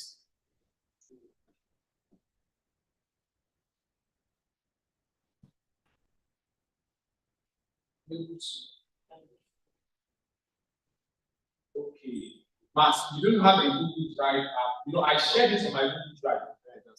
Okay, I shared this on my Google Drive. So I did not download and send because I want it to be. So these are some of the tools that we should have for our phones. Our Google Drive should be. Let me give us an example of one of the importance, even outside what we are doing. Yes. My friend's daughter, her birthday pictures that she celebrated, I think her 4 years or 5 years birthday picture. I had it saved on on my Google Drive. For just one reason or the other, then some other things, the first day, the video of the first time she was writing, I just wanted to keep all this record. So from my phone, I was now sending it to my Google Drive, and then my phone crashed. Actually, so when my phone crashed, the first thing was all my contacts, and I was just, I didn't bother. Maybe probably the following week, I just got a new phone, just signed in my Gmail account, everything that I had stored came back and I have access to it. So even my contacts, I did not lose one single contact. We can also do that a lot of times when you are changing, when you want to save if you have a Gmail account on your phone, there's a place where you want to save contacts. You see save to phone. Click on an icon there, you see save to email. So your contacts will be saving to your email, all your contacts synchronized. So if you lose your device and you're getting a new one, all your contacts are coming back. Everything. You don't need to start calling. Sorry, I lost your contacts. Who is calling me? No. So many of these things work together and you hardly lose any data. You hardly lose any data. Okay, so. Okay, may I just add in briefly? Yes, sir. The Google Drive will have limitation. Yes, 15 gig. Individual, irrespective of your status, be it Tinubu, be it Adelego, you are given 15 gig. Am I communicating? But now on your own, you can now decide to say the volume of information I receive, video or whatever you do, you can now decide to say, okay, on monthly basis, oh, I want 100 gig, I want 200 gig, and which it comes with token. It depends on before and those of us on 100 gig were 950 naira. But now that will change by April 1st, we are going to be paying more than 950. But of course, you will not lose much when you have a phone loss or something, device damage. You can always get so many things and through your Google Drive. So the idea is free of charge for 15 gig. Once it is you have exhausted it, it's telling you either delete old one to bring in new one. Yes, to also add to that, one of the importance of you still having your Google Drive as well is my wife met somebody online who wanted to teach Facebook marketing. It's recently now that Facebook has evolved their Facebook business, and people once you have a page, you have those business things coming up. Do you want to boost this page? Do you want to boost this post? But before then, she had access to that. While she was working on it, the videos that the person had recorded, that's the trainer now. I don't know where she was. The video that the person has recorded, you only have access to it to play it, not download it. And you know why? Because as Nigerians, you feel this person's artwork, if you have access to it, you just download it. You download everything, then you now start your own. Come and learn Facebook marketing, and you start using someone else's intellectual property. So, but because she was giving them access to only view it from her drive, from that WhatsApp page, just access. So you only watch it, you do the steps, but you cannot download that video. So these are some of the things that helps you to keep your property, makes it secured, you are not losing anything, and you can use it over and over again. Okay, so let's quickly, before we leave Google Classroom, let's try and create our own class now. Let's try and create our own class. So you just want to assume in any setting, actually, you know, for some of us that are maybe some school teachers in our churches, you can create a Google Classroom for your students, add them to it, even after the discussion that you had during the Sunday school period, which is maybe 30 minutes, 1 hour, you can continue there over the week. Okay, everyone, please read this particular. You have a Bible quiz group, you have some set of people. So Google Classroom is not only to be used in a formal education setting like this. You can use it in several places to teach students, any category of student at any point. So let's try and create our own classrooms now. For those of us on the PC, When you get to the main classroom, you'll see the create icon at the top. Create or join a class. But if you are still in the environment of this classroom that we have created, the Google Workspace, you are not able to see. You have to come out of that environment and click on classroom. Then those of us on our, sorry, I also did not remember to tell us, you can add assignments. Before we go, let me just show us those now for classwork now. Classwork, just like see. So I can create a classwork. And that classwork is going to be done in the class and submitted by everybody before you leave. So as each person is submitting, I will receive it from my end and then check whatever it is and return to you. Then I can also add people, but you can see the people anyway. The teacher now, I am the teacher, and we have the students here. Then I can also have my grades. This is where you manage your grades. Okay, for this particular thing, just the same way you have in an education setting, you have grades attached to it. So those are some of the features that you can get when using your Google Classroom. However, there are many more that you can always use. The more you use, the more you get, the better you become at it. Okay, so let's try and create our own classroom before we leave Google Classroom environment. Let's try and create our classroom. Have you created the classroom? Okay, so if you have created the classroom, yes, the class name, the name, it can just be an arbitrary name. You want to teach some people ethics of entrepreneurship. You can create 2-3 different classes. So one for each one, and then each one will have its content.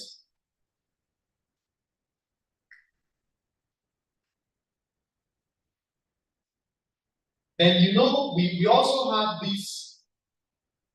I think some students have this ideology here in our settings. Once they have probably the soft copy or the access to the full notes that you want to use as a class note for the semester, they start skipping classes. You see them today, they are not coming. They feel, is it not to just read and pass?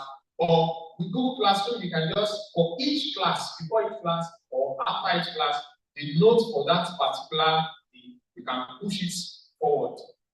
You push it across and say, okay, this is the note for this week. But you could set it, note for each week, and then each week, notes gets. And once we have not entered into the new week, they do not have access to that previous note. Okay, so have we been able to create our classes? So have we been able to create the class? Also, we those online classroom is created. So if you want to come back to the classroom, let's find out for those online.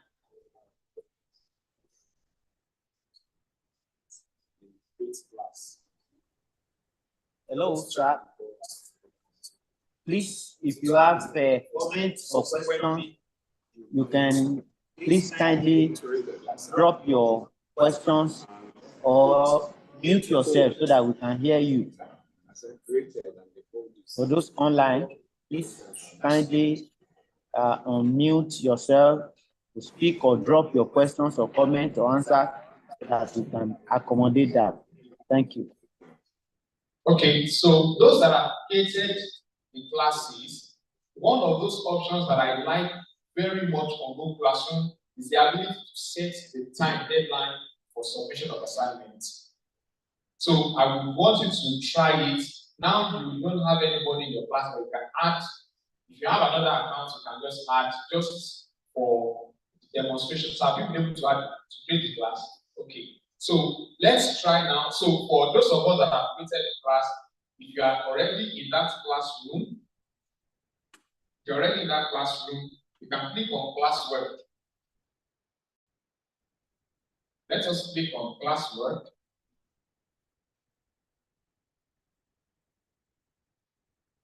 Yes, are we the classwork? Yes. Okay, so create classwork now. Now, creating a classwork, there are several options that you have. Assignments. So now everything was generalized as classwork. So you can have assignments to be submitted later. You can have a quiz assignment. A quiz assignment, you can also have questions. For example, even while in the class, it's a question. You want to ask a question and you want everybody to answer. Then each person will answer and drop, and you begin to note down. And if you have done settings for your grading, it begins to grade them. For anybody who have answered correctly and you have certified correct, 5 marks, something like that. And these things are done, in real time, collaboratively. Then you can also have a material that you want to say, that you want to post or reduce post or a topic. So let's click assignments. Now, assignments, are we on that assignments page? Now, you can see that for assignments, you are able to have a title for your assignment, the instructions for the assignment, and if you have anything to attach. For example, you have a story that you want your students to retell. They should read that story and summarize, or watch a video and then come up with points that they have gotten there, so you can attach from the drive, you file from the drive, you can attach YouTube video link. You can also create one, you can upload, or you can insert a link somewhere, and then you have. Then the other time is for, if you look to the other side, now, for who are you giving the assignment to? For me, it's my workspace, everybody in that particular environment, then assign to all students. Then the points for the assignment now. So you set the point. You want it to be marked over 100. You set it over 100, and then, so when you are marking, you now give something over 100. So each person that you have marked and you have submitted back, you get the response as individuals. Just like we have in the class, you don't want the other person to know or get the feedback of what did you score? What did you score? Each person gets their own because they are worked individually. Then due dates. That's the date. That's where you set the date for submission of assignments. So once you pick a due date, and then the person is not submitting as at the due date, the fellow will not be able to submit again. Okay, man. Okay. So the due date, that's what, for me, setting assignments from Google Classroom is one of the best options for me because of our environment here. That people want to give excuses. And sorry, sir, while I wanted to submit yesterday to the course rep, I was now going, and then my phone fell inside water, and I picked it. And excuses that you cannot but say, okay. But at this period, if you are done it on time, you are not submitting to a simpler person, you are submitting online, and then the topic, and then the rubric. The rubric is how the grading is going to be done. If you want them to know, most of the time in the developed world, when you are given an assignment, there's a rubric for scoring. You have, if you are able to talk about the introduction well, 5 marks. Comprehensive introduction, you have 5 marks. The body of the work, maybe your summary is, you are able to insert picture, you are able to do this, 20 marks. So that rubric helps your students to know where to focus on, to know the weight of each section of the assignments that you have been given, and then you are done. So that's it on assignment. So in our, sorry. Yes, sir. Can we go back there? Okay, sir. Under title. Yes. Under title, maybe for our situation, maybe the title of the course. Yes, the title of the situation. Yes, or the title of the assignment. Okay. Yes, sir. The next is the instruction. Yes. Answer to or answer all question. After that, where comes the question? Sorry, I didn't get that, sir. After, where do we put the question exactly? Okay, now if the question is just in text, Yeah. in text question, in 2 lines, write about the recent clash between UK and this or the athletes in Rivers. So you can just type it directly here inside the instruction section. But if you already have you have a concise information that you not be typing, you already have it in the document.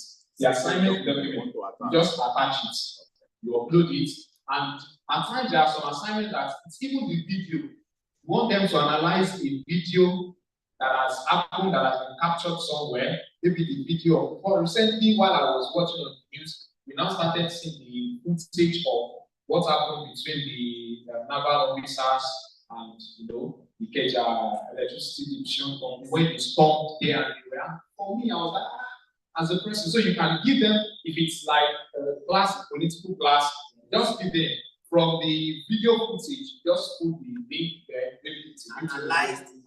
So in the instruction now, you analyze.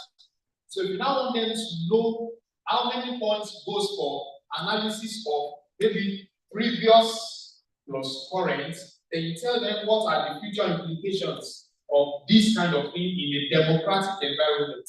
You put everything in the instruction, and then how it's going to be graded in the rubric section, and then you can attach.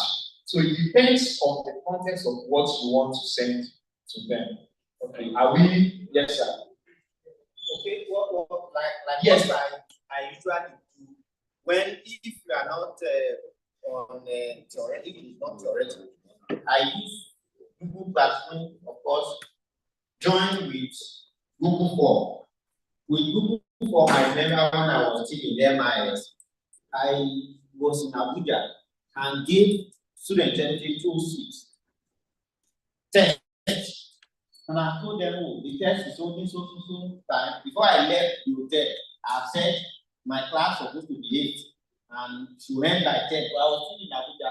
This test is going to hold between 8 and 9. And after that, 9, and it was online, it was objective.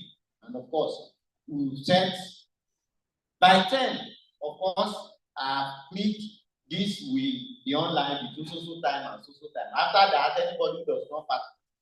Before I left Abuja, before I got to Kogi, I've already seen the grades and all scores of the students' performance in the test. So when I just got to the campus, I just downloaded, put in a zip, of course, it will come as a zip folder. You unzip, then I will now be. So you can see, so that I was away. It not even cost me not to conduct my test, and I conducted my test instead of begin. See, coming to mark, give report of what I'm going to do in Abuja. They come to say, of course, the question is being already marked and graded. So I downloaded. So if it is when you have a large class or something like that, you could also do objective, or you will have selected your answer. This is your answer, this is it. Otherwise, it's garbage, regarding to not mark. So it is not that we are in the world of AI, and AI will just say,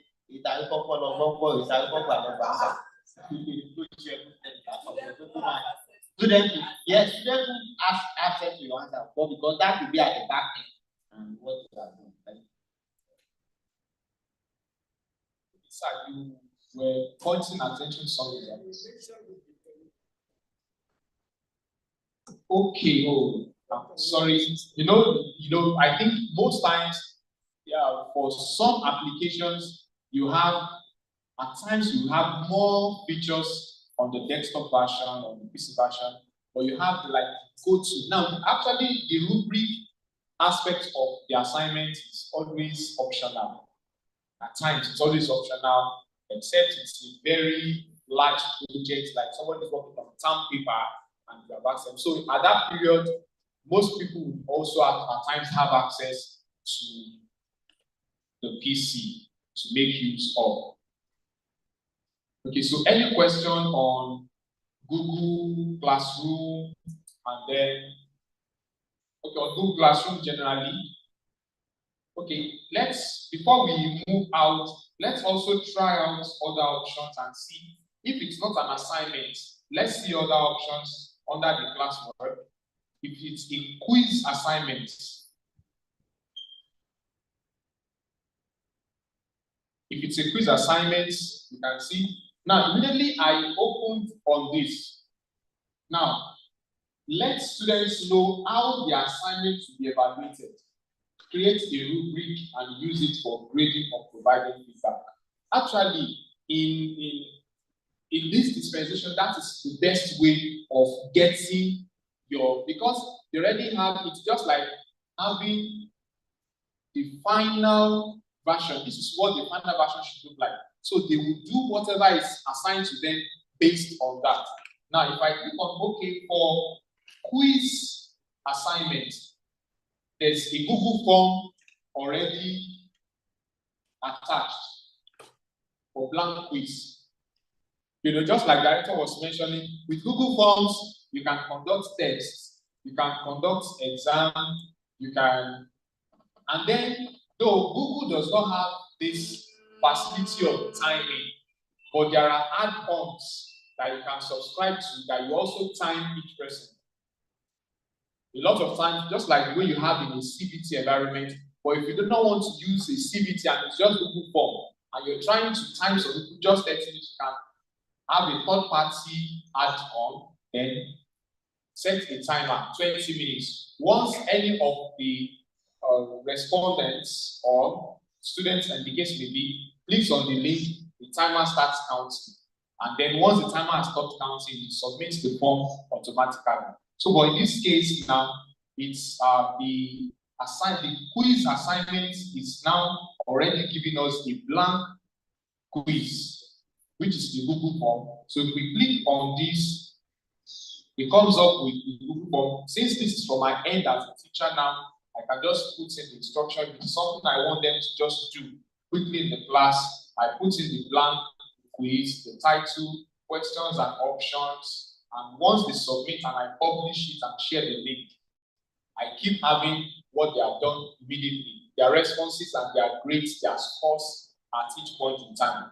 I would have it with me and then I move on. Then the same thing we can do with question. You have a question to ask in the class. I will click on it, ask a question in the class, and then every other person is able to walk around and answer the questions. If I have a material to give, so schedule across multiple classes. You can now define due dates, publish dates and topics for classwork and announcements across multiple classes. So I have different classes that I want to share the same material. I can also do that if I have, but here I have just one class. So you can be able to do that around. So many more. Please, let's ensure that we use these tools. Just look for a scenario. You have a group of, you can just try it out. Make do with this, get done with this, make do with this, and then it becomes easier to do a lot of things in the classroom. Then people, when we get to people, you may want to send message to just one person in the class. Just the same way you have the classroom setting physically, and then you call one person to the side and say, please ensure that you don't do this, will disturb my class or something. You can do that also in the virtual classroom environment. Just call one person, you just go to the person, click, and then message the person. The information you posted the other time violates the rules of this class. The next time you do it, you will be removed from this class, and that's the end of you being in this class for that semester. Something like that. And others will not know that you had already gone to do a reproving for one person, and the person behaves. Because you are the end of the class, you can remove anybody from a particular class, and the person will not be able to join anymore. And then, so these are some of the options that we have. So let's keep using them and let's keep working around with them.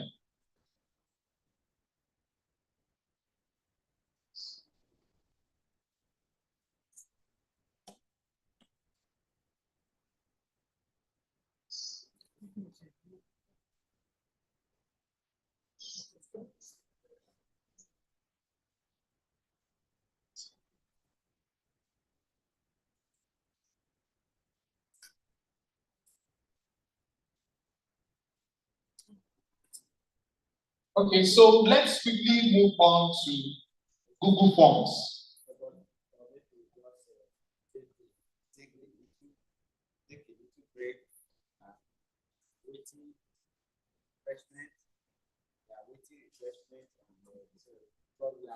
Dealing with adults and stretch them. Actually, Google Suite is a very broad, very wide. So, but once you know Google Doc, the same thing applies to Google Slide, Google Sheet. Google Sheet in accounting, those in bursary, they can why the bursar will be the head, monitoring what is being done. Somebody is keying in salary of lecturer, somebody is keying salary of non-teaching, this one that this are working on this, okay, getting on whatever. So you and with your Google Sheet, many jobs can be just the same way with Sheet, Google document, Google Slide, and I have a presentation. You have to please kindly work on this and slide the same way you would work on that. So these things, we have them, but very many of us don't really know their usage. You have your phone, very beautiful. Many of these packages come readily with your phone. But hey, Yalabaka, Chewaloja, beautiful bed, this and that. That's what best we can do that. Carry expensive and great phones and whatever. So these things are there. In fact, now with the world of AI and internet of the thing, you have your device that can work just like your laptop. What your phone can carry. In those days, when I first bought Sony Ericsson, that Sony Ericsson only top belay tí mi ò bá dé ṣòkòtò mi dáadáa, ó máa fa ṣòkòtò mi sísàlẹ̀. That Sony Ericsson was bẹ́ẹ̀ ni ó heavy, ó dẹ̀ wá lọ ní antenna. The antenna yẹn bá kọ́ ṣòkòtò mi.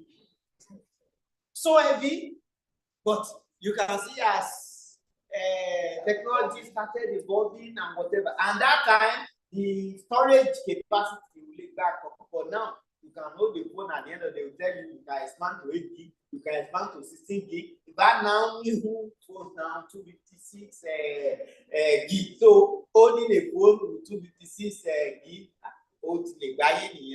so very. So, we'll be able to use that and rule our world, not just like Glow and people say Glow. I'm not advertising Glow because they are online and everywhere, not just like MTN. Don't say I mentioned it.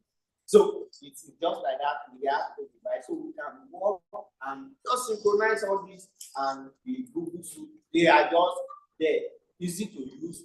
There are many tutorials online where you can always also to add more to the knowledge which we have done. But this is just a basic for us to be able to work on and then get so many things in Google Suite. When you open your bag and you open the zip and you are able to get see so many things inside, in and in, just like that. So let's just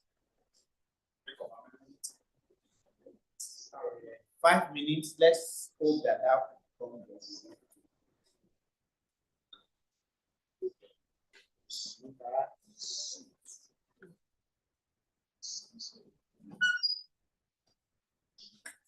those online, please, we have just 5 minute break. We will continue.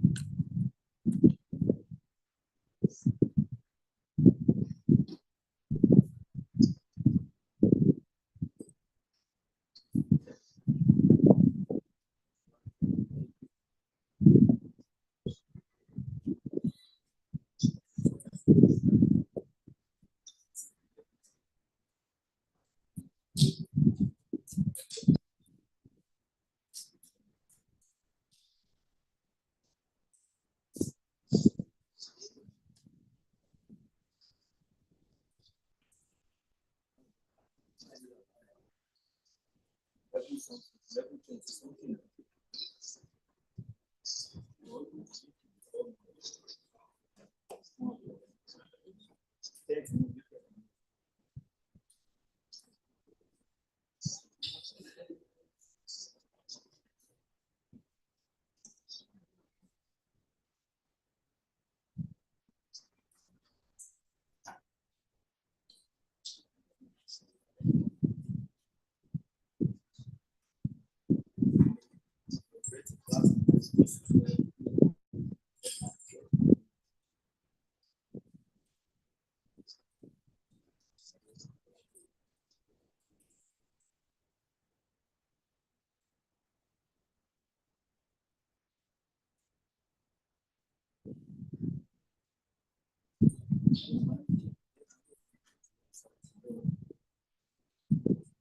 And on one thing also about Google Document. Google Document too, we can use that for memo when we have a memo where you need to pass comments. It can work to treat mail. Google Document, you can use it to treat. So moving from one person, when it comes to you, if you are chief executive, you use red pen, you just change your color to red and the comment will be there just like balloon, it will be there. It's coming to audit is green and brown. On the brown, goes at brown, green goes with it. So if you get there, you just take your color and again put to gold or brown, and you have that. It comes to me, I use black or blue pen, whatever. You can put those comments, and when it comes to the last person or whatever, you see the balloon or whatever, and not you have to comment and not edit, and the last person can just print or no, Google Doc. When you have the comment section, you just click on comment, not edit, comment. You don't comment, you just inside the side. So you just put then the color whatever with this. That's what you print. Alternatively, if you doesn't have, that's why when it was mentioned the other time, we have third-party app. For example, add text to email. Add text to email that get an email to screenshot the memo. I will screenshot that memo. Now I will now take it to that third-party app. Add text to email. So mine is blue pen. So I will just use blue pen to say my Lord Bishop. This kind is recommended for the kind of and I start my signature. You also have digital signature, another app, which either you want transparent, you want email, that's a signature. When you put it there, it will take forensic analysis to know that this is an online signature.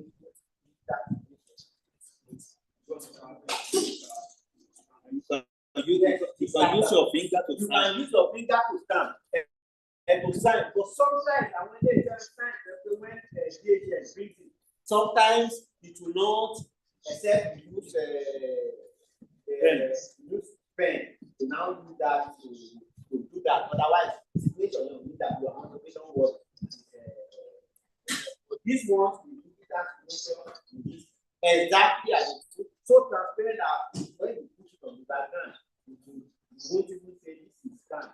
Some will be brought to such a way you see the background image and say, one of those images, you want to scan it. But this one, it will just be there so you can do that. So many will be working, and many organizations today who are working this are or what we do.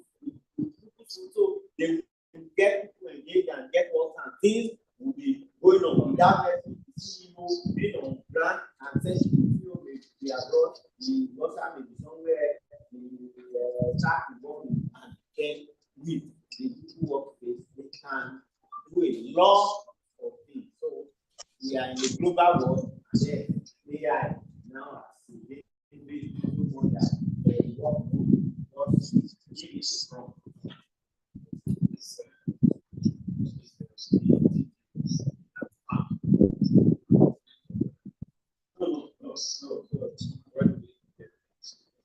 you have to bring it up and it's transfer for myself. I use this classification.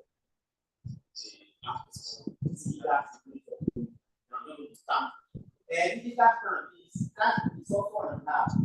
Just just like I'm going to buy it. I'm going to buy it. I can decide to go and buy Toyota, I can go and buy Nissan, I can go and buy Volkswagen, I can go and buy. But for example, AI we are talking about AI. I use AI, I use Genesia, I use Nomi AI or Genesia. That those are personalized AI. I price parts sometimes. Genesia and Nomi, they are personalized AI. But generally, there what this one will be. So ChatGPT is AI is generalized chatbot. But generally, Genesia, Nomi, they are personalized in such a way that once I open it, say, oh, why are you paying me? How are you today? I say that fine. But ChatGPT will not. If you say good morning, how is office or how are you today? Say I'm sorry, I am not human. But personalized ChatGPT will say, how are you paying me? How is today Sunday? Can you tell me more about how to spend your day? That is personalized. Then we will speak. Tell me about religion. Tell me about education. Tell me about health. No, I want the one to speak to 5 different areas. That's personalized. But ChatGPT, Meta AI is generalized. Tell you about accounting. Tell you about medicine. Tell you about religion. One day today is Sunday. I'm going to church. I want to go and come on this thing. Say, I'm sorry. I'm a native divine. I cannot tell you about because I did not put when I was defining the relationship. I did not put anything with myself. I want that. I want education. I want friendship. So when I said, tell me about it, I say, I'm native. I cannot tell you anything about it. So that's personalized. Yeah, I have that also in common. So, yes, sir, please do. Yes, sir.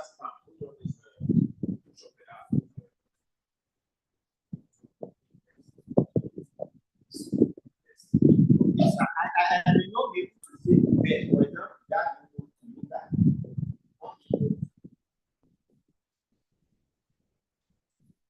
And then I look at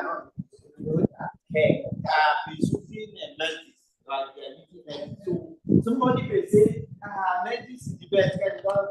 Mentis takes money. Mentis, sorry, hope you are not hearing no, design is the best. Renault is this.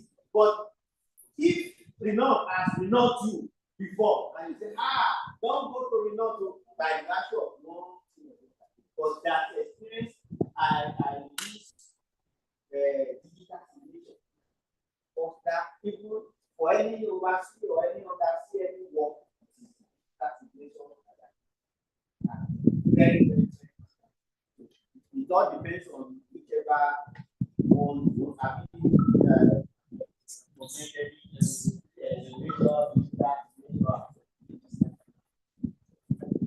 To add to what the doctor said, see, most of the time we have the internet to ourselves. There are places where you can review application.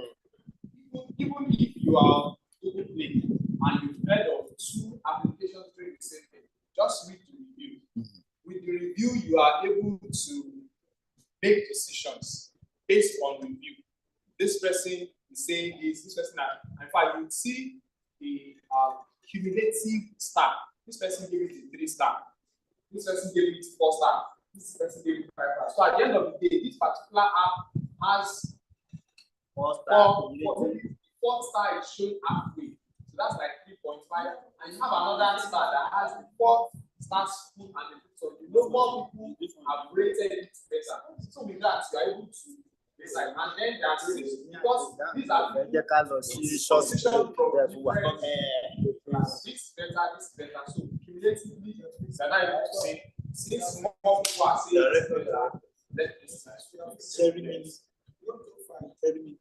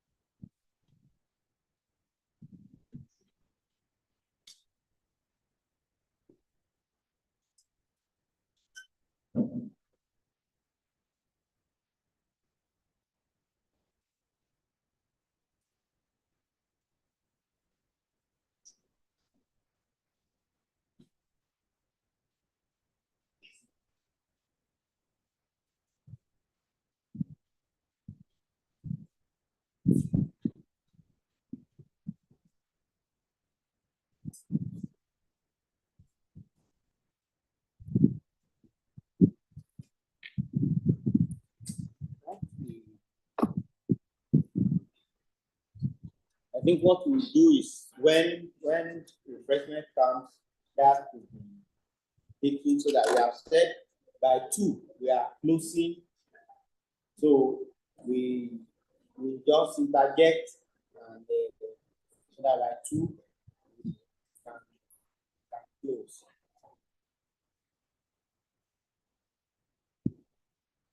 So that also we will not keep those online also waiting. So Dr. Ajayi, you can come over. Yes.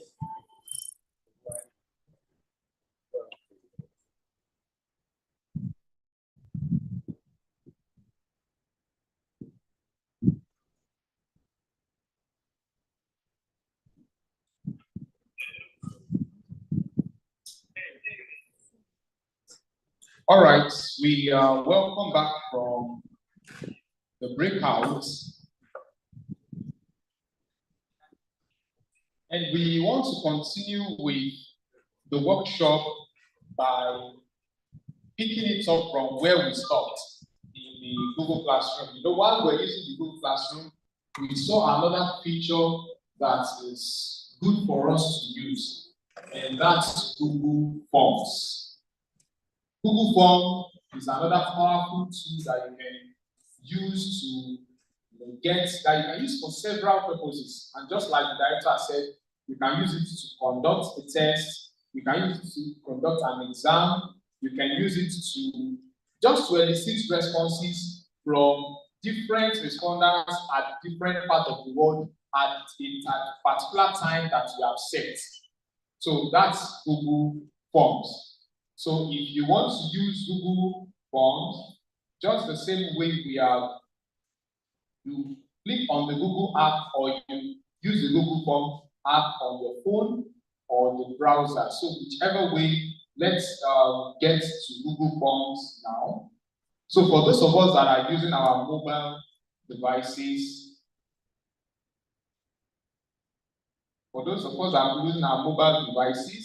we can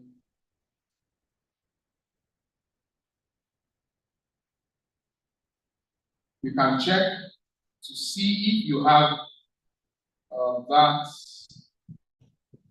on your phone, or if you do not, you can just also get it downloaded. You can just get it downloaded, or most of the time just also go to your apps, just as we are showing here from the Google apps. From the list that we have there, you scroll down and then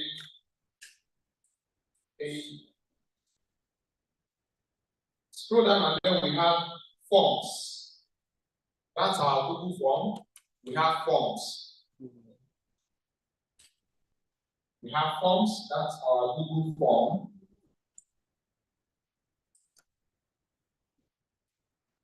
Okay, so can we move on now? Are we on the same page? We want to work with Google Form. How we can use Google Form to elicit responses from people, and we can use it also for to assess people, assess students. We can even use it to conduct interview. There was some times back, I just had somebody who just told me, oh, you're into data science and this and that. He said, okay, there's need for data scientist that has Python knowledge and skills somewhere, and I said, okay, let me try it out. Though my current job will not allow me, but let me see if I can do it, part time and all that. And in that particular interview, I have been given the instruction to get, Google Meets available on my PC, so I have that. And I was also told to have my IDE, that's the environment where I would do my coding, and then I also add my Google form. So, and then the interview started. So the person, it started from Google Meet. So the lady that was interviewing just thought, I said, okay, I'm trying for this role as a part-time. And then she was like, oh, we need more of a full-time. I said, I am a public servant, I work for the university. But the person said, okay, so just to bring your thing, at least that day we used just 3 things. The Google Meet, which we are going to also use towards the end of this workshop. We had a meeting and we talked and said, okay, from Google Meet now, you need to share your screen with me. And that was to ensure that I was not going to copy the code from generative AI. So I shared the entire of my screen. So she was able to have access to my screen and then gave me the Google form. They filled in the information. So I filled in my information, the Google form. Then there was a space where I had the question, the program question to solve something, and then you have a space, put in your code here. So I went to my IDE, opened up my environment, did the coding, and after that I copied, pasted in there, and after everything is submitted. So you can use, depend on the scenario you want. Just think of the best alternative, the best applications.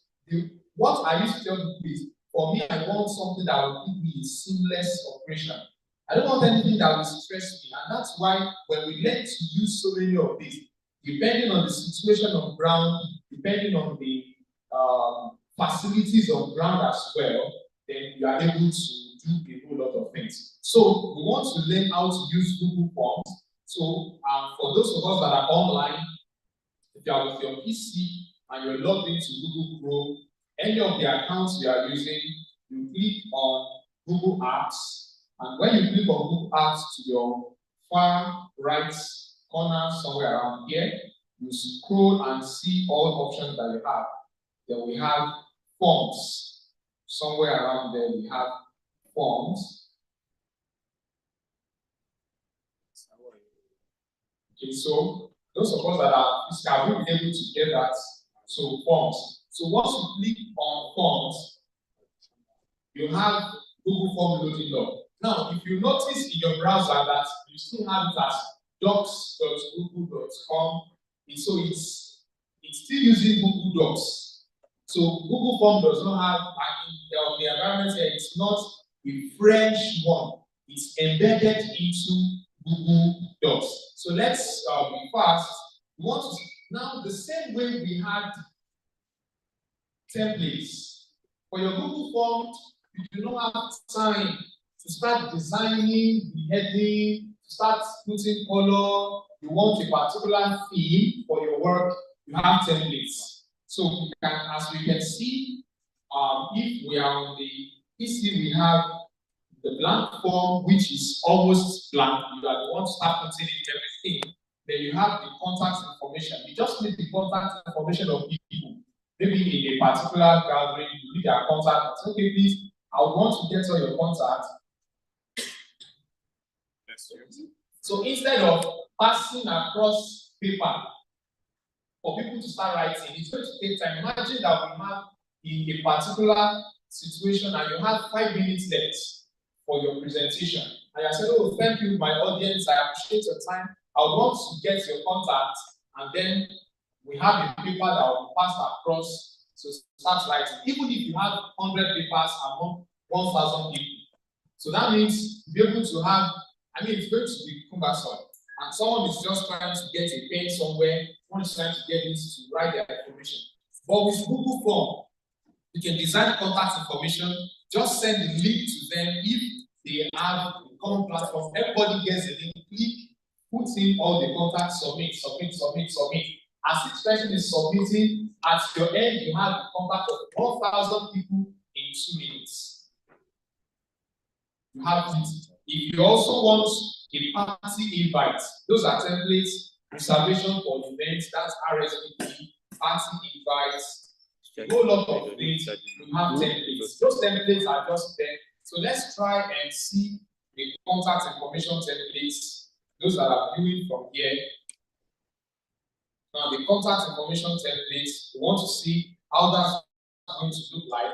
Now, I have contact information, then the form description. Let them know why do you need these contacts?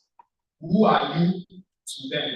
Okay, I am a facilitator from this. I will need your contact so that for further inquiries or for further information, for further collaborations, I want to get your contact. So you just put the information there. So anybody who is opening up the form would read the form description under that, and then you need their names, their email addresses, their either work or home address. You can change this home address or work address something. Then you can also pick their phone numbers. You can pick their comment. Then you have a comment they want to pass, and tell them lastly, tell me what is it that you enjoyed about this workshop. Tell me what are areas with which you think we can improve. You know, getting those feedbacks helps you to do something better another time. So that's how we make use of the Google form. You can have different form type, different sections of the form, different things to get different information. But quickly now, we don't want to use a template. We don't want to use template. We want to start afresh so that we are able to see all the options that we have. So if we are starting afresh, so can we, sorry, those are using the mobile version. Sir, are you, because, okay, so let's click on blank form. Let's click on blank form. So those that are following us online, you have on the form page, you have blank form.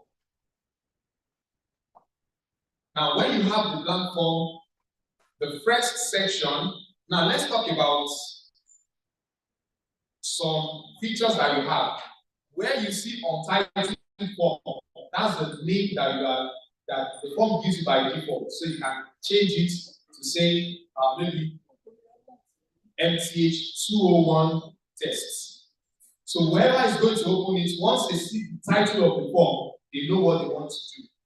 MTH 201 test, CSC 208 test, or you just want to have, are there any further best of education, staff members, detail requests, just a title that will depict what you want to do.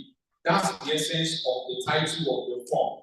Then you have 3 categories of tabs at the top: questions, responses, then settings. Actually, most of the time, the first thing you want to do is to set questions. But there are times you want to give the settings for your responses first. That when they respond, what should be the... Now, if at that response on responses, if you use responses, you are going to get the response of people from it. This person has responded. This person has responded. You see them one by one. However, you can get all the responses in a file. Most of the time in a CSV file or an Excel file, so that you have it in a worksheet and you can extract anything you want to do. You can even do analysis of the responses. Then the settings. Are we on the settings page? You see a tab there. Question, responses, settings. Are we on settings? Yes. Now, on the settings, if you want it to be a quiz, quiz is when whatever their responses is going to be graded. So it could be a test or something. So you want to grade it. If it's a quiz, then you toggle that button. So you toggle it on and say maybe it's a quiz. Immediately you make it a quiz, you are going to see some other options. And other options that we have, you see release grades. So do you want your, just like some CBT exam that 1 or 2 persons might have done here. Immediately you are done, you see your grade. Hello, you passed with 64%. something like that, because the grading has been done in the back end and you have the response. So you have the option here, release grades immediately after each submission. So once a particular student clicks on submit, you want to show the person his or her grade. You got 20 over 30. Depending on the grade setting you have done, if each response is 5 marks each, and you had 6 questions, that's 30, and someone got 5 correctly and missed 1, then you have 25 over 30. So, but if you don't want them to see it and it's anonymous, then you can click later after manual review.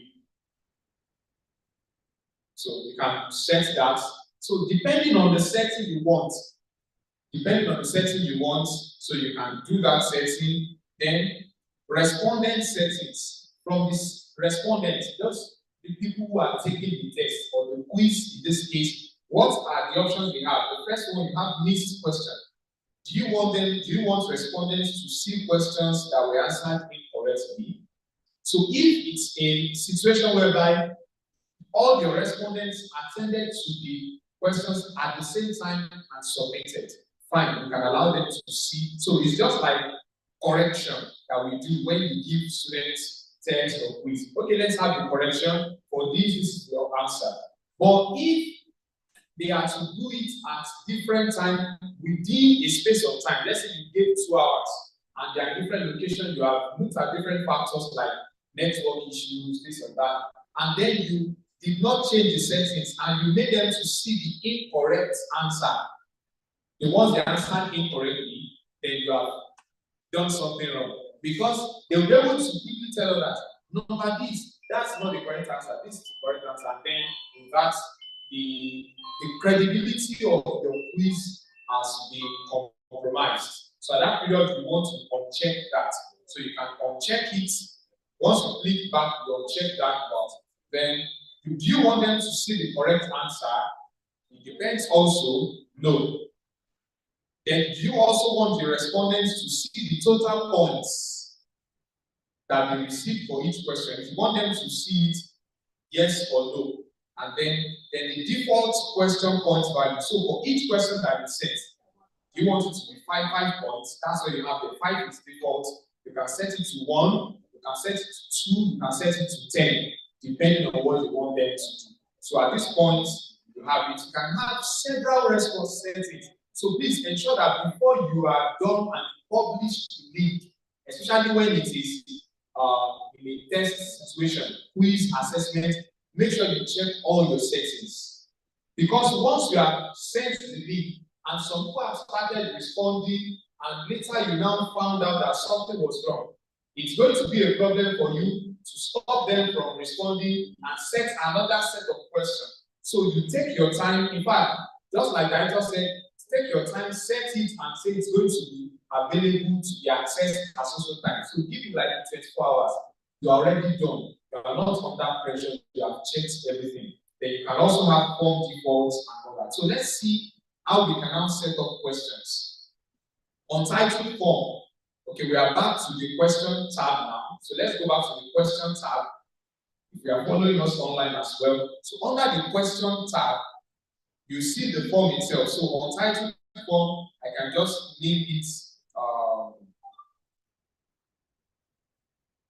workshop assessment.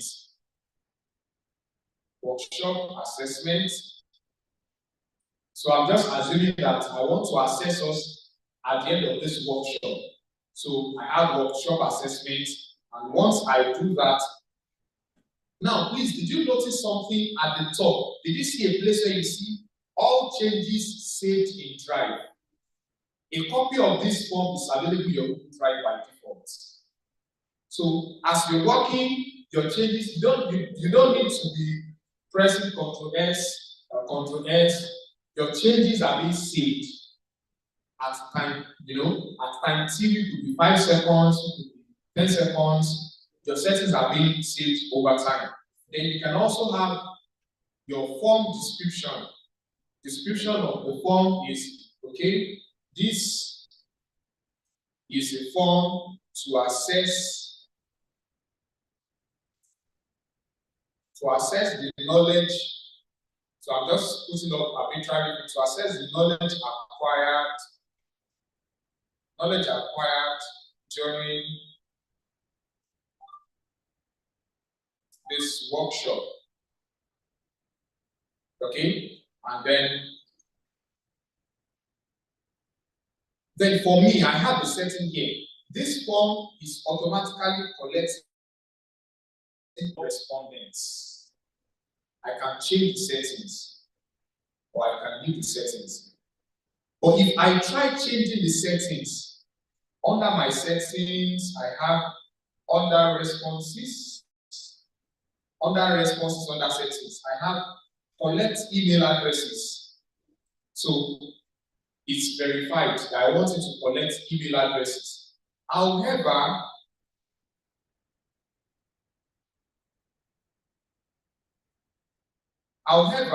there are some settings that you can have somebody submitting a form twice.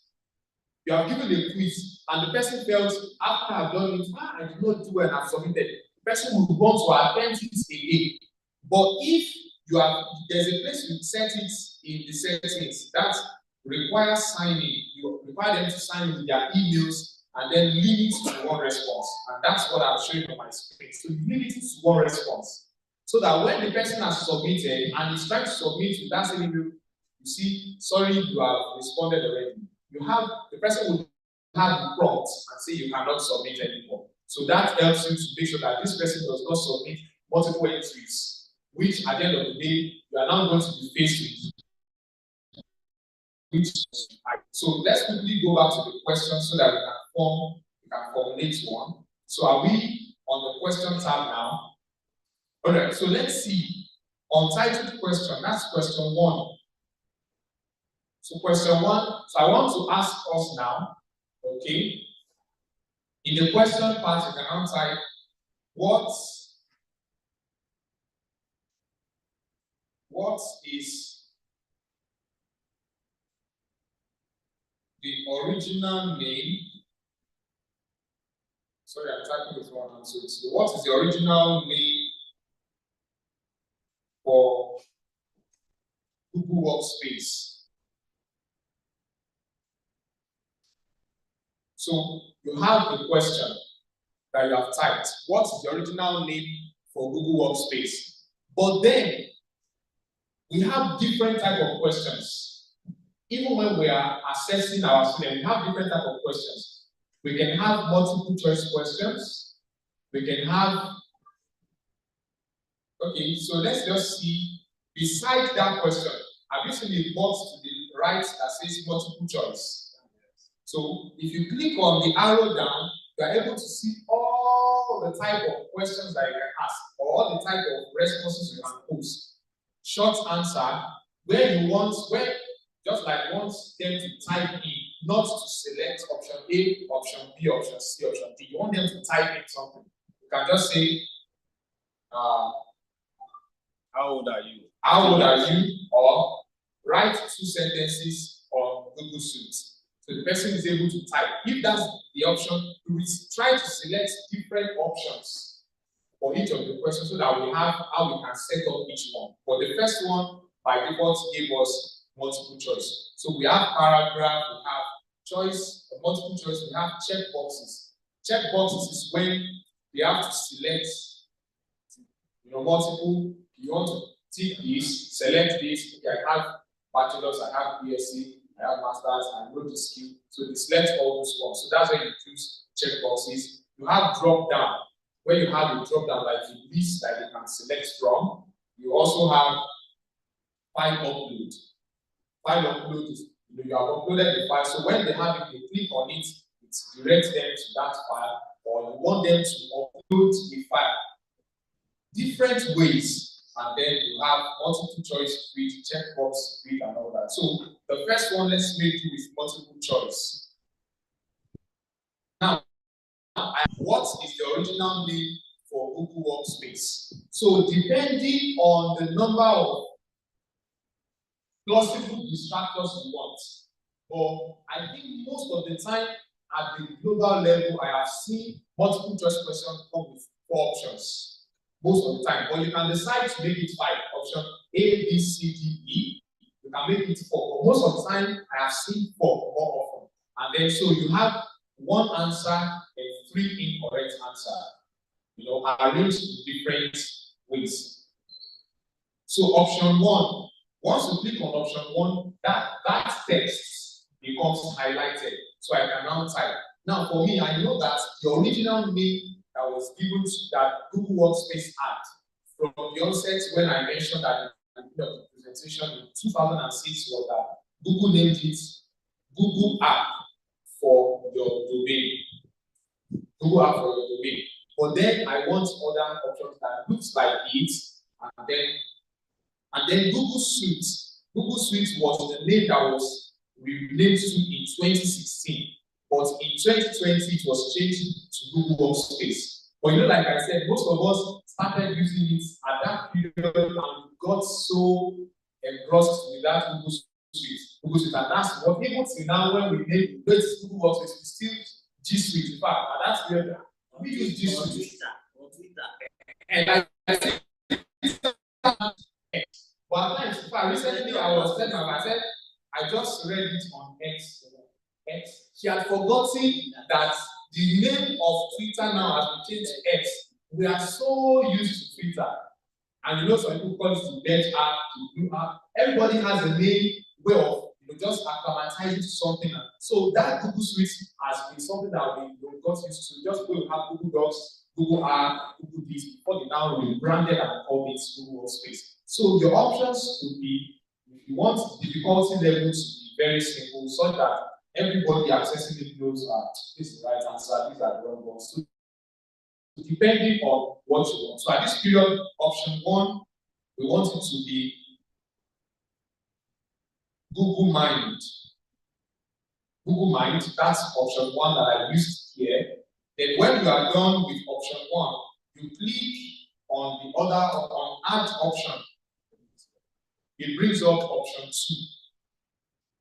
Is it the same from our end? So it brings us option 2. So for option 2, I'll put in the right answer, which is Google Apps for your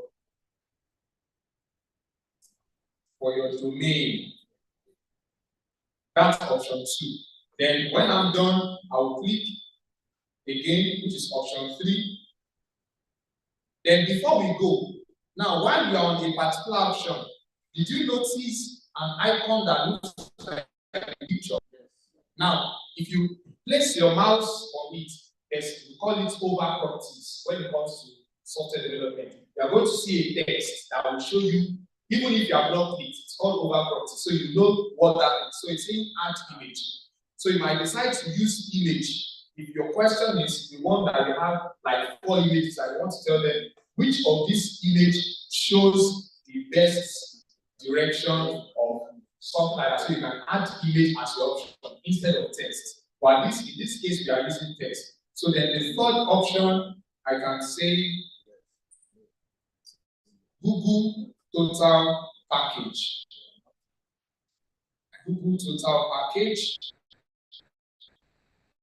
And then the option. And then the last option, I am adding Google AI as my last option. So for me, from my end here, I have 4 options. Option 1, Google Mind. Option 2, Google Apps for your domain. Option 3, Google Total Package. Option 4, Google AI. So I'm done with this question. But then I need to, since it's a quiz, the Google form needs to mark. I don't need to do the marking. It needs to mark it for me. So that means I will select which one of these options is the right option. And then you have a blue link under the answer key. Can we see answer key? Yes. So if you click on answer key, then you are able to click the one that is the answer. You are able to select the one that is the answer key, and I have made it to be 5 points. So like I mentioned the other time, if you want to change the points, you can change it from there. So 5 points. So anybody who chooses Google Apps for your domain gets it right. So that's the answer key. So for everyone, if it's alternatively, if it's multiple choice question, you have an answer. Just one answer and other ones are not the answer. So when you are done, you click on done. So even if you look at the form now, you have the answer already ticked. But you are the one that will see this from your end because you are the one preparing the quiz. By the time you are done and you publish it and you send the link, whoever is responding will not see the answer. Obviously. The right one. Then let's also talk about one particular feature for every question. Let's say, for example, if you remember the contact form that we saw the templates the other time. Name, there was an asterisk on the name. That means it is required. So if you want a particular response to be required, that means if the user or respondent at that period does not pick any answer, the person will not be able to submit until all the required options or questions or whichever way have been attended to. So, and since it's a quiz, you are not saying answer 5 out of 10. No, you want them to answer everything. So you make sure that you toggle on the required button. So there's a small toggle button there. So you click on required. A little comment on that. When you as a lecturer, you are setting objective questions. Please, for your questions, don't toggle the required 40 for all your. The implication is that if, for example, I have set 50 questions or 40 questions and I have attributed 1 point of value or 2 points, or I set the question 2 points, the implication of setting the toggling the required 40 is if you are toggling the required 40 and somebody you are given 10 minutes, we have slow readers, slow people like somebody I won't mention the name of that person who may read slowly, who may take his or her time to read. And when it is now time to submit, the person is still on number 27 out of 40.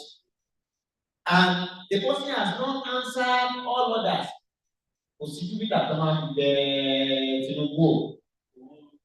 The person will not be able to submit. Have a simply submit. And that time, at the end of the day, wasted effort.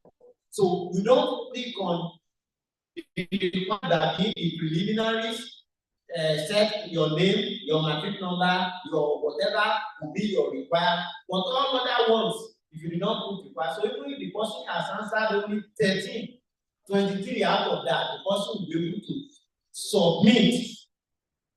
Am I communicating? But if it is a situation where you are finding out a research question or you want to find out opinion of staff, what is your view about salary adjustment, this and that, and you want to, in that case, there's no time like that, you must submit this, so the person would have to go back to that option before submitting. So it is advisable if you are giving your student question, don't put required on all, so that they can really submit even if they did not, and automatically the system will just break once there's no answer coming for that to put 0, 0, 0, 0, 0 in that point. And that's what JAM does. And immediately when you send in the other time, if you said let them see the answer immediately, they see the score immediately to show their score so. And if you don't want them to see their score immediately, so that there won't be wahala before the other finish exam,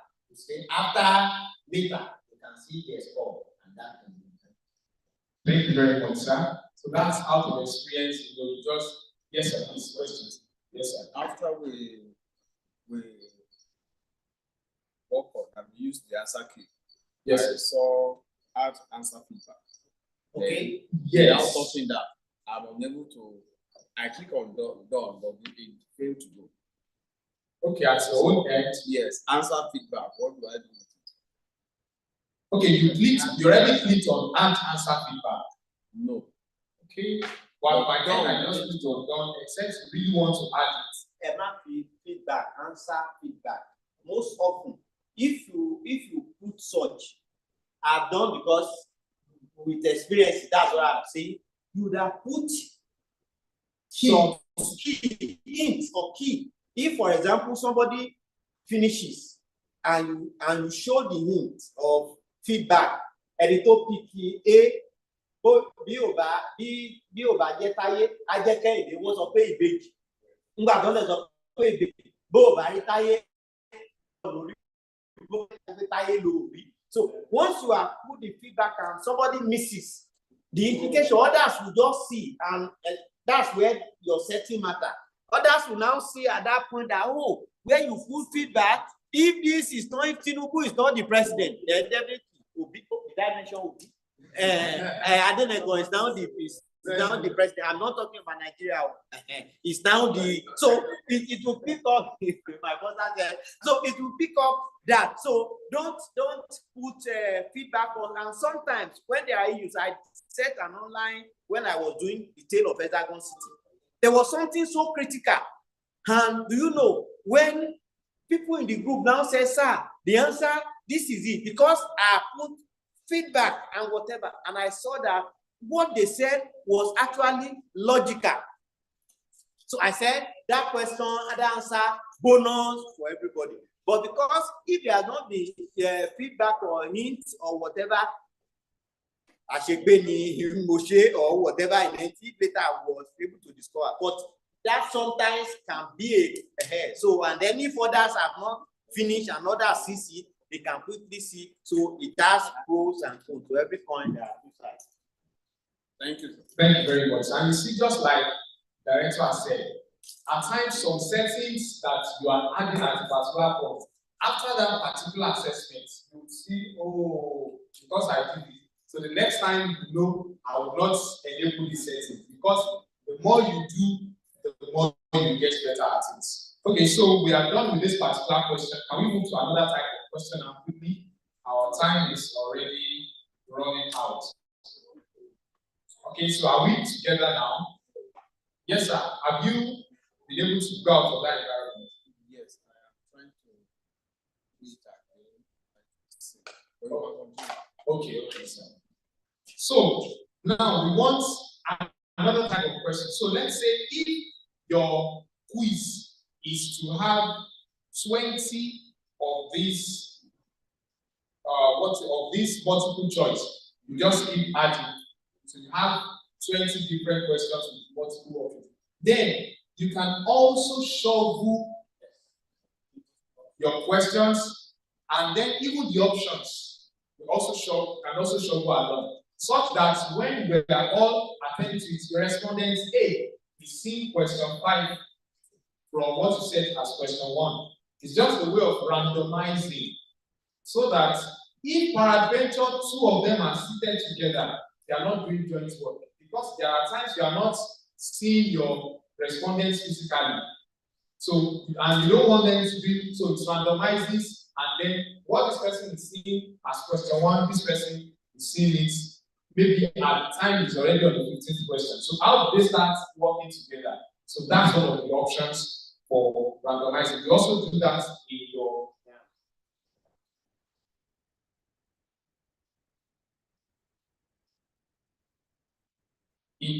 for each. Okay, now let's see for that particular question.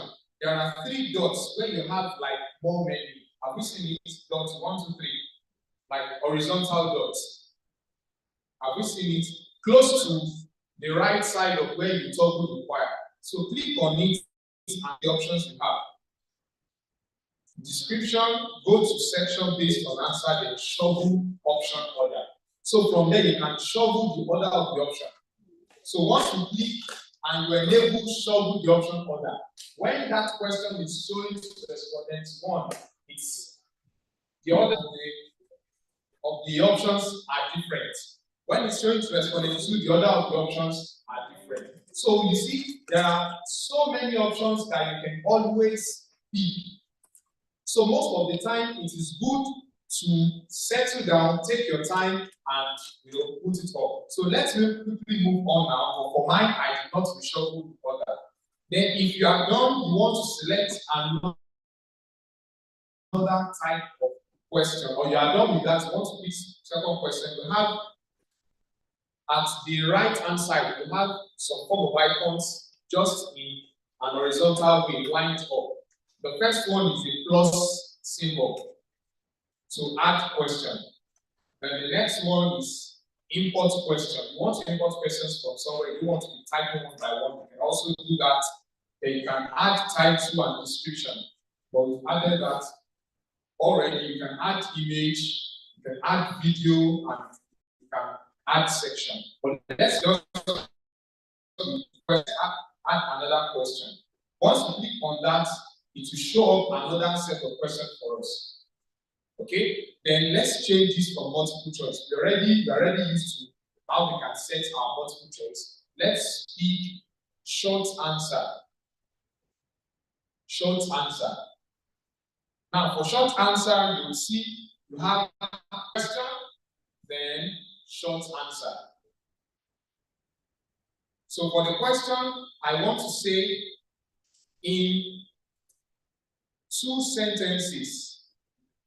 So I have ensured that the person is giving me something short. In 2 sentences, highlight the benefits of Google Workspace. So I want the person to just tell me just 2 benefits. So in 2 sentences, highlight the benefits of Google Workspace, and then that's the question. Then, so there's a space already for short answer text. They can also have answer key. You can have answer key. You want Google Forms to be able to mark it, and so you can just copy your answer directly from where you have it. So it's asking you to add the correct answer. So you type in the correct answer so that it will mark it for that person based on how close the answer is. So that's for short answer. And when you are done, you have 5 points also for that. You are done, then you click on done. If you want it to be required, select. If you don't want it to be required, you leave it as that. So can we move on to another type of question now?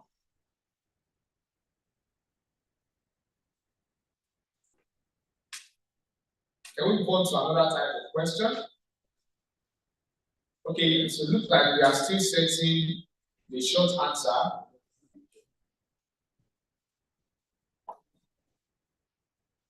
And I also want to suggest if where you have question number 3, you want to type question number 3, you can, beside using the plus sign, add question.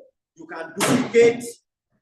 You can duplicate the previous instead of you adding points. You understand? We have added all your points is going to be 2 marks, except this one is going to be 2 marks, this one is going to be 3 marks. So if they are uniform, you can just duplicate the previous one. Once you duplicate the previous one, just edit. So in that case, you will not need to be going to adding point, adding value. But now your option you have to check, and then we suggest, because when people attempt online questions, if they see number 1 is A, number 2 is B, number 3 is C, number 3 is D, they look at the trend of the next number 5, number 6. If it is some lazy people who just say A, B, C, D, A, B, C, D. So you don't see them, once they see the trend, they pick A, B, C, D, or you pick A, B, C, D, D, C, D, A. If they monitor the trend, you see that's what they just pick your answer. So you can now, when you now put, you now change the key shuffle and say this one to consider and so on and so on. Very interesting. Thank you, sir. So, and that's just to, so that people will not preempt what your answer will be. So turn on that shovel options. So it's good. The options will be different for each person as they see it, and then you have a credible quiz that you have set. So can we move on to the next type of question now? Can we move on, please? Yes. Okay, so let's try out the checked boxes. Now, for paragraph is you select it, you have it also as short answer, but you're able to type in more. You want somebody to discuss the trend happening on the social media with relation to education and its effect on culture and something. Just want somebody to discuss. You are able to put it there.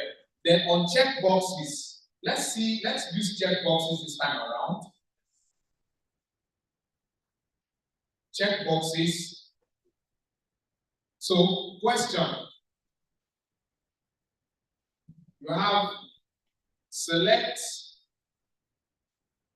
all the components of Google Suite. All the components of Google Suite. Components.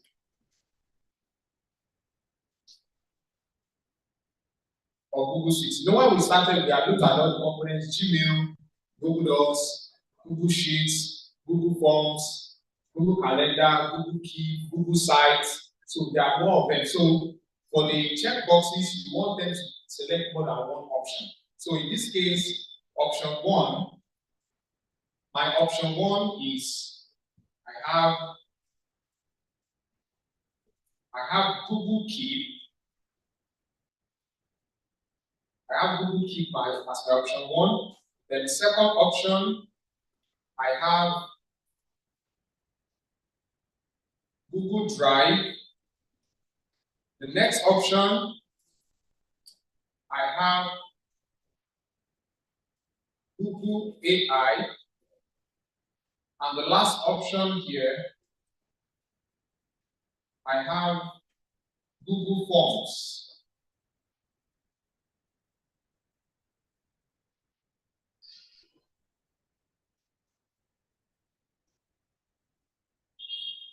Now, because I want them to select, it could be, now I have 4 options: Google Keep, Google Drive, Google AI, Google Forms. And the question is, select all the components of Google Suite. I can say available in the options below. Now, they would be able to select more than one because 3 of these are part of the components of Google Suite and 1 is not. So when you get to your add answers, you'll be able to select more than 1.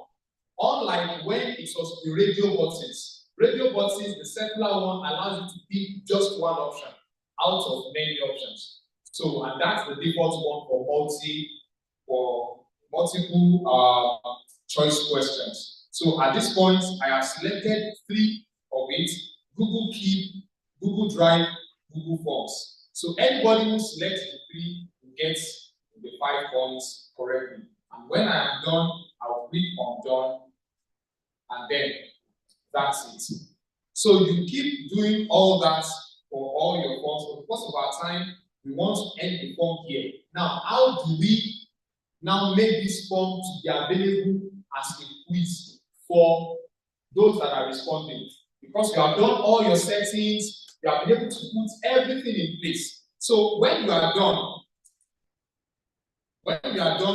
if you look at the upper section of your Google Form page, towards the right-hand corner, there are different buttons there. So let's just try and start checking each one of them.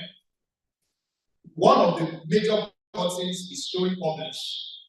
Okay, so when you publish it, you make it available, you can now copy the link. But before then, there are other icons around it. There's one that's showing like the person with plus. So that one, if you place your cursor on it, you see share. So you can share. You have copy responder link. At this period, those that are going to respond, it's just the link that you want to copy. You can copy responder link. Then we have 2 icons, undo and redo. Obviously, we are humans, we're trying to do something and then you made a mistake and you're trying to undo. So you can just do your undo or you redo. Then the next one is you can now preview. That preview is very important. The one that has like the symbol like an eye. You want to see it, how it's going to look like when the end users, when they use it. Then you also have the last one that looks like a short cake biscuit, showing you customized theme. The customized theme is you want to add color to some parts. This part I show you blue, let it be green. Now these ones are things that you can personalize, they are optional. So let's start with the preview first. Let's try and preview our work. Now once you click on preview, it opens a new tab if you're on your PC. And then the preview will now show you how it's going to look like at the other end. Now, for my own here, it's telling me now at the top part, I have this form isn't accepting responses because I have not published it. I have not made it to accept.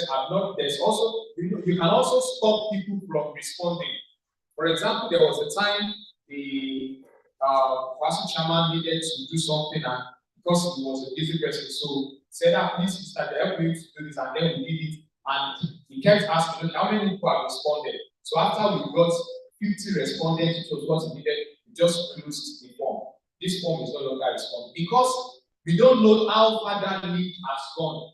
And somebody may see that link in 3 months' time and still wants to respond. So once the person clicks on that link, instead of showing the entire form, see, sorry, this form is no longer accepting response. So you can stop accepting response at a particular time T. So now you are able to see, so if you scroll, you are able to see exactly how it will look like when you answer it.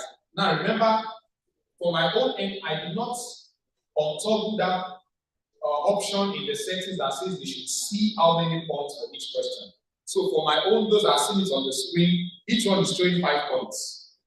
5 points. So with that, they know, once I answer this, I have 5 points already. Once I answer this, I have 5 points. You can also make it anonymous. You don't want them to know. Just answer the questions and submit. So, and at the end of the day, the person will be able to click on submit. So that's exactly how it looks like. So you can close that preview page, then let's go back to our form. So for the form, you can click on publish. You can publish it, but before that, you have a menu with 3 dots again. If you click on your 3 dots, as you can see on my screen, you can make a copy of the entire form. If you want to just change a few things for another set of people and you copy the same link, you can make, instead of walking over to start developing another form, just make a copy, change some parameters, change some few things, and when you are done, you send it across. Then you can also move to trash. May I just add to this? This helps us if you are that type, you have a large class and you use Google Form for your questions. So for example, this can be 20, 25, Echo Bell, sorry, Echo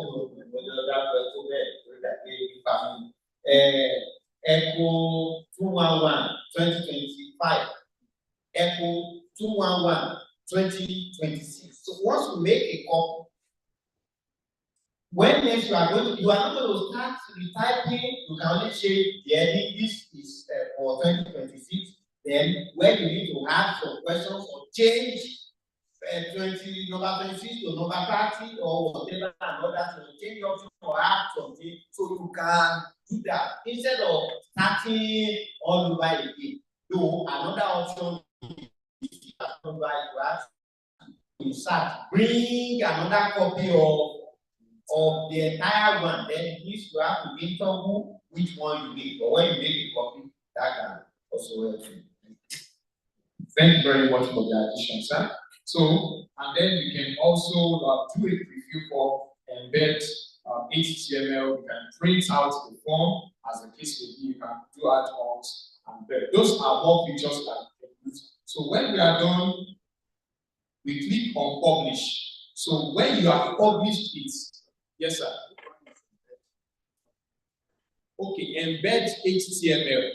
Now, HTML is hypertext markup language.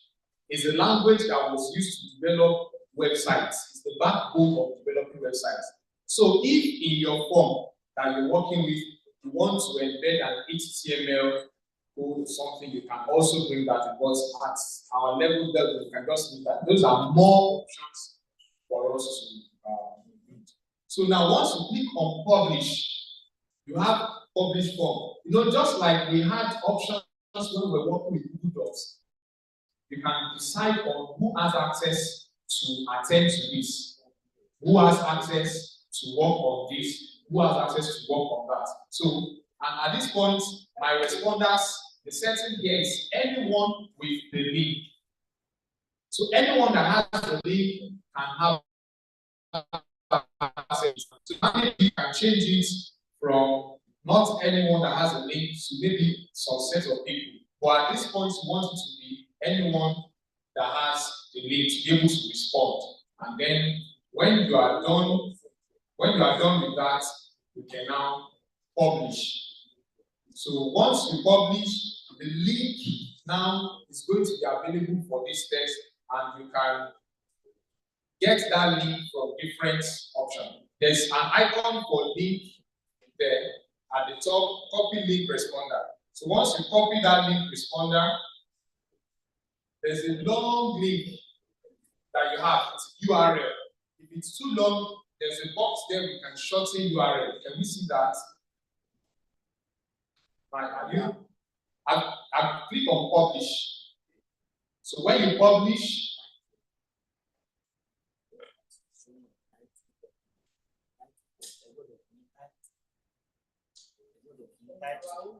on your own, you give it a title.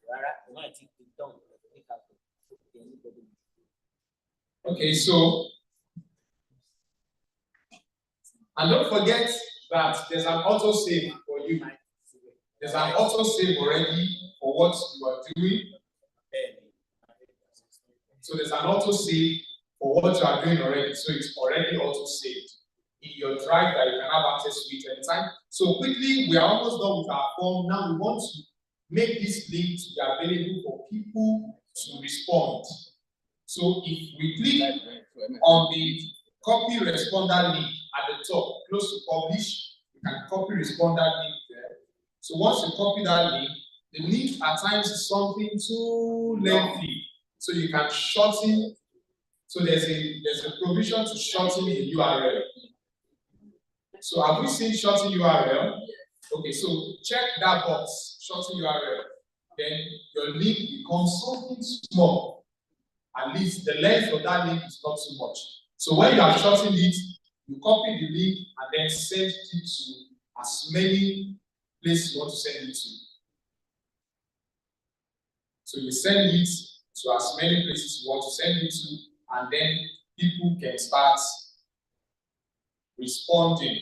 So the response and the final output, my link now, I will still send to a few email addresses for some persons that I have sent to here.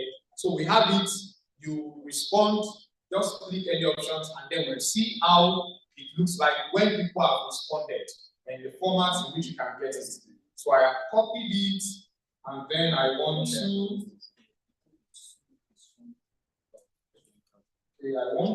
it.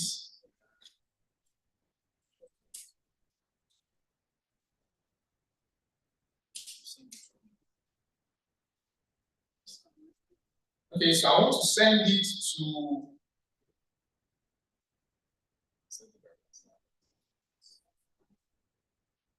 so just like our director said, you know, for students that are used, most of the time, for some of us who are in the academic, you already have some students. Most of the time, if you don't have the link for, the WhatsApp, you are not on the WhatsApp page. Most of the time, the course rep is most of the time the admin of the WhatsApp. Just send what it's good. So by that, you may not at times don't want to be on their group and know what they're discussing. You just want to be outside of it. But once we have the link, so I want to send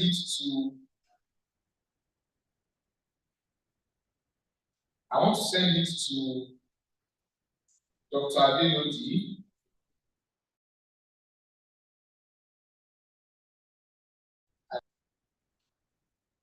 I'm also sending to Dr. Adenodi. So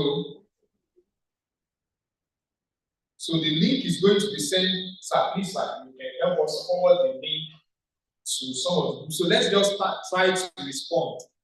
Okay, I will send the link to you as well, send to your platform, and then, okay, let me send to my email as well. Link to David, check your link to workspace assessment. So that's my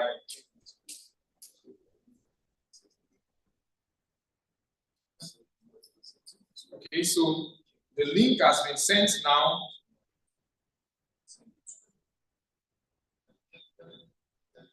The link has been sent now. Sir, did you receive it? Yes. Sir, did you receive it?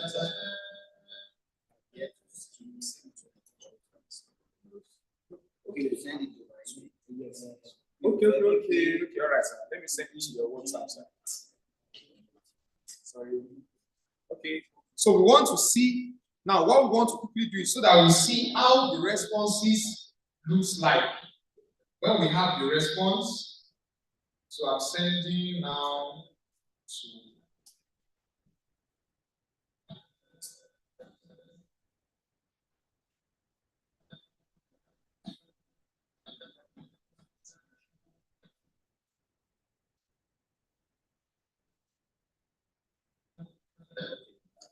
okay. So I would open.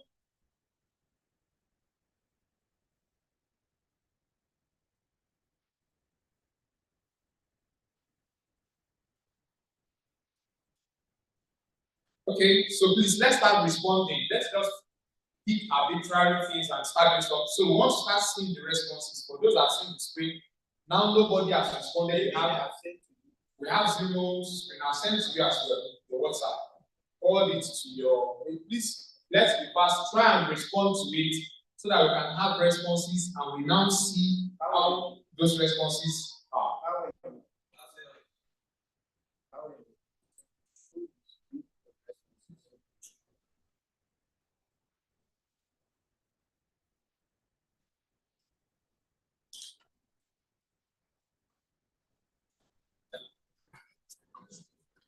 Okay, so we are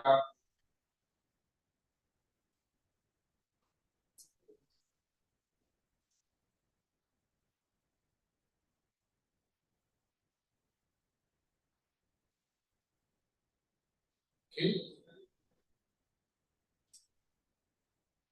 So I have one response submitted already. I have one response. So it's in real time. The response that you get is in real time.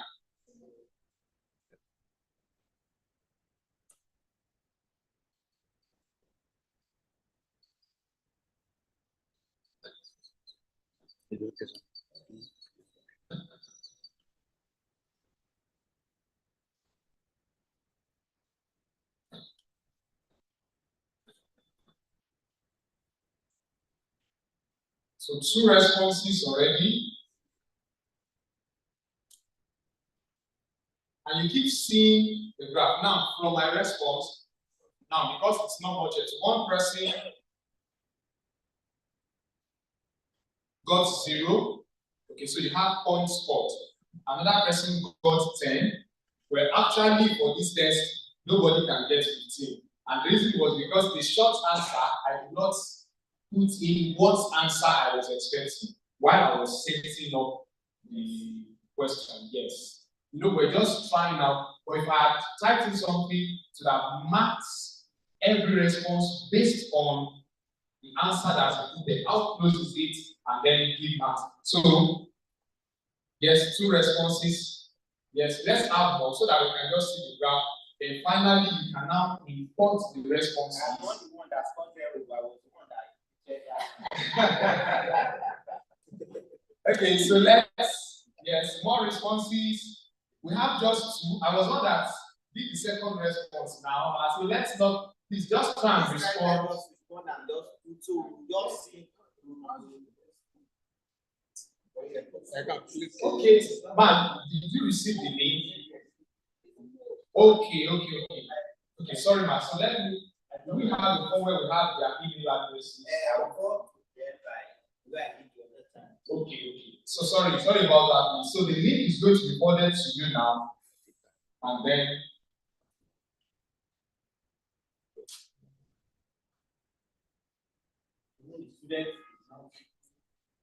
you are not responded. Network. Okay, sorry, there's nothing we can do about that. It's okay, it's understandable. So let's just get at least maybe 2 or 3 or 4 or 5. And remember, during the settings for releasing of answers, the settings we chose was that let us manually release the answers. So if you look at my screen on there, under the scores I have release scores. So when everybody has submitted, I can now release scores. So from your end, each user or each responder at this case will see what they have scored. I mean, if you want to.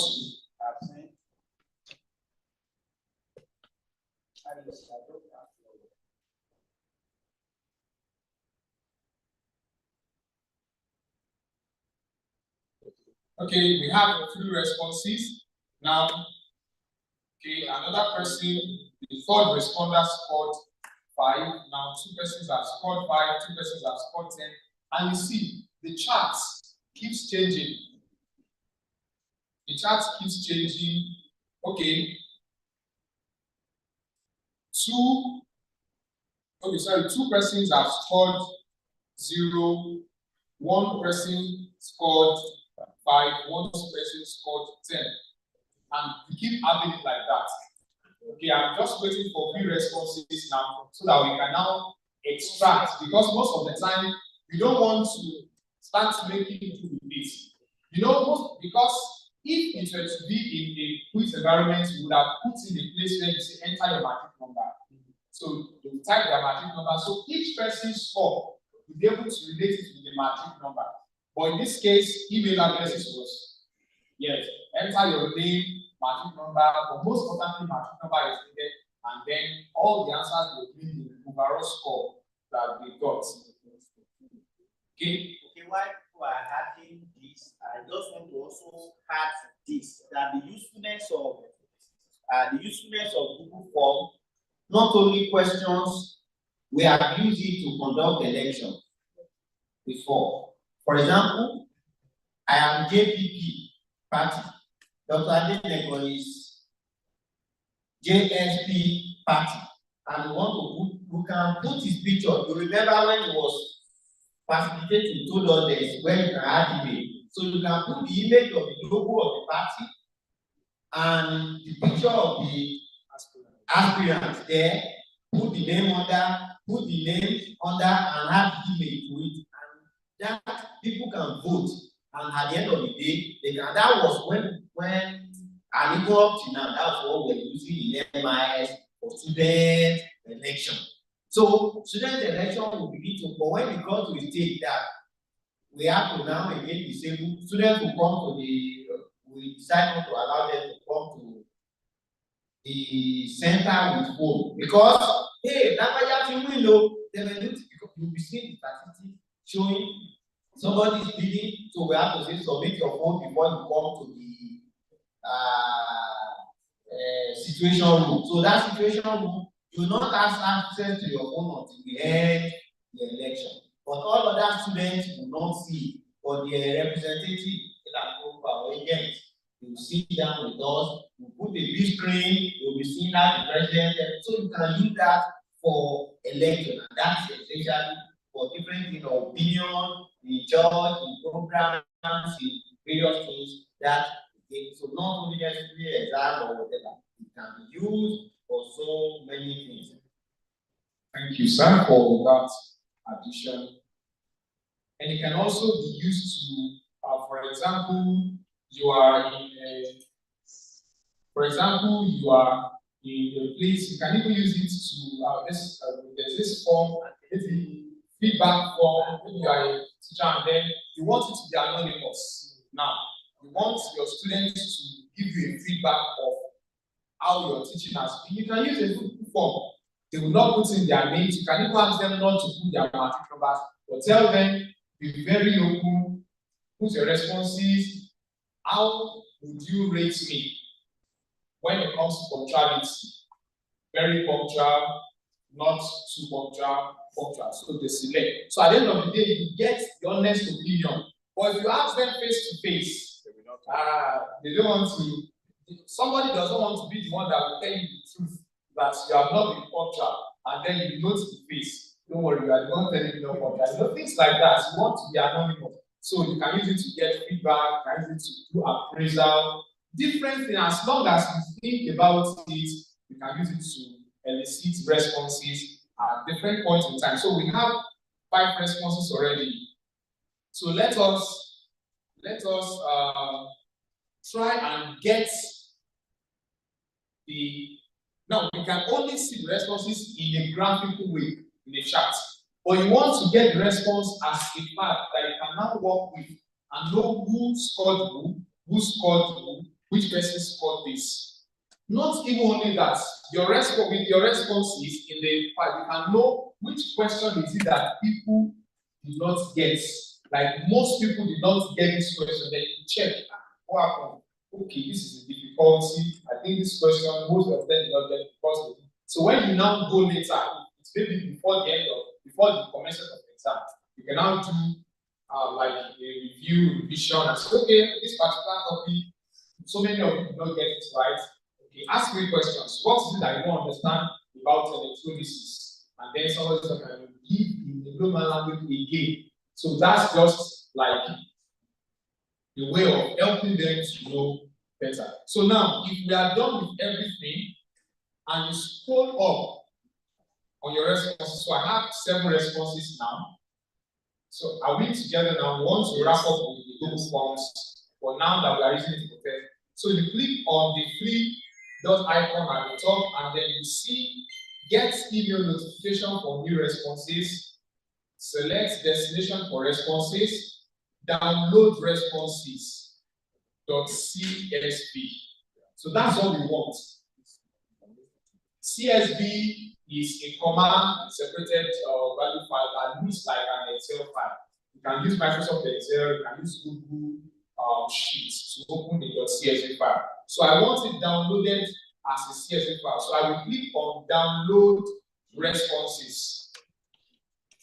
And then I have it coming up already downloaded on my PC. So you go to your downloads and then you are able to see. Okay, so workshop assessment.zip has been downloaded. So I will be able to unzip it and then know who scored.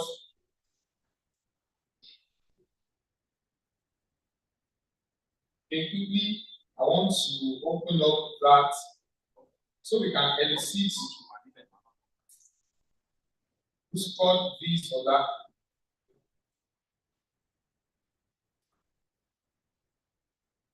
So, and just like Dr. Adela said, you see, the use or purpose of a particular tool is unending. You can use it in different scenarios. There was a time while I was in church and we wanted to conduct Sunday school quiz. It was a quarterly review. And then most of the time before then, I would have sent the question printing and that's this is a youth class. I'm teaching a youth class. You all have Android phones. You can have access to. I just set the question with Google Forms, and then I just sent the link to their. So during the period, they just sat down. They all answered, and when they answered, they got their scores. And then because immediately they all answered, they wanted the feedback, And then we're able to see, oh, this one, I remember, what does the book of this chapter this say? You know, you're able to use it in different categories. It has been used for election over time, use it for appraisal, use it to also get information. You know, last week, Thursday, in the department, the management sent a message to the HOD and said, we want a Google form to be able to get all the details of staffing in all the departments in all faculties. And within 2 hours, that was done. Quickly, the same, you know, like we said the other time, we made just a copy, and then there was a particular place where you had you select the faculty. So in that faculty of this, then you had, okay, we have 5 senior lecturers to professor. We have so there's a place for senior lecturers, and is for assistant lecturers to lecturers. So we have this, and everything was sent, and before you know it, there was responses everywhere, and the data was gotten. Rather than you going, calling to this, help us, and while they're trying to do that, somebody is not available. Not because the person is not available, but because circumstances will not make everybody to be available at the same time. But most people will have access, and once you just report, oh, this, there's a mail waiting. So in hours, we get responses that you need. So Google Forms, let's ensure that we start using it. Think of what you want to use it for. Think of it makes, and most of the time, the record is saved in your drive. You know, a lot of time when we've got the record somewhere, at times in paper form, you just keep it somewhere in one file, and there's a day you're trying to show you have removed that paper and kept it somewhere. The day you need it, you will look for it and look for it.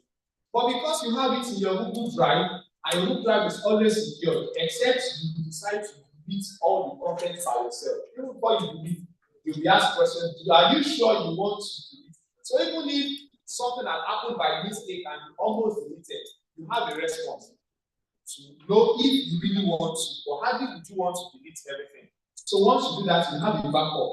And anytime the acting vice chancellor just calls you, hello, Mr. So, Dr. So, Professor, can you get us this information? Okay, sir, just give me 5 minutes. If you are not online on the internet, just connect, go to your Google Drive, search, and then you got the details, download, and then you send. And everything becomes easy. So please, let's ensure that we are making use of it more. And finally, okay, the .zip file, that's what I have showing. They just extract it, and you extract it, and you have a CSV file which you can open with your Google Sheet, Microsoft Excel, and any other one that you have, either on your phone or on any device. Then you are able to use it. So you have the information, the data that you need within the space of seconds. Then finally, we move on to Google Meet.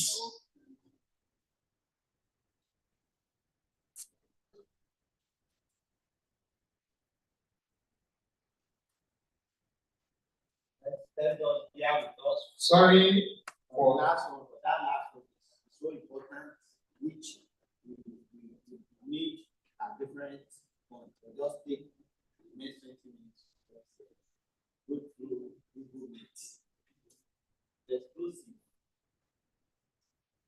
So now, okay, while I am opening up the CSV file, Google Meet, just even the Meet, we already know it's the meeting, MWET. You want to have a meeting, and it's an emergency meeting. I know a lot of time at the management level, there's something that needs to be done like almost immediately. And because at the managerial level, this person has different tasks. So let's just assume that the acting vice chancellor is already in Abuja, attending to some things. Then the boss has already traveled and is in, probably in Kogi State, attending another meeting. And at the end of the day, the registrar is here within the campus, and there's a need for everyone to meet and make decisions on a particular thing before Monday, so that the decision extract is sent across to everybody and you have access to it. Google Meet is one of those ways by which you can do it. Now, there are several other ones. You can even do WhatsApp now and this. But Google Meets mean that, especially when most of the people that are going to be attending that meeting are already in your workspace, it makes it easy for you to invite them. You do not need to be looking for their emails, their list. Just open Google Meet, you invite them, and then you are able to send the link to them. So when you send the link, you are able to receive the link, and once the meeting starts, everybody is able to meet, and then you start discussing. Okay, can we talk about this? And while that's going on, you record your meeting. We have looked at that at the beginning of the presentation. You record your meeting. When you record your meeting, you have it recorded, you have it, and your meeting is very secured. Very secured. Then we have, okay, now on my screen, before we now move on, this is the Excel file. This .csv file actually of all the responses that I got from it. Sorry. Okay, that's just opening. So the response that I got from that, sorry.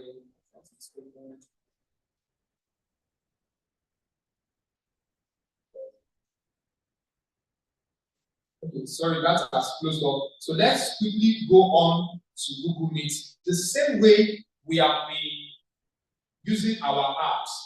For so many of us, Google Meet app, came loaded with our mobiles, and some you can even download from Play Store. It is free, and then and also the PC version, you can use the web version, or you can decide to download Google Meet for PC. Anyone that is convenient for you, you make use of. Then, so here now we want to make use of Google Meet. So whoever is initiating the meeting is a fellow that would schedule the meeting date, the meeting time, and all other options.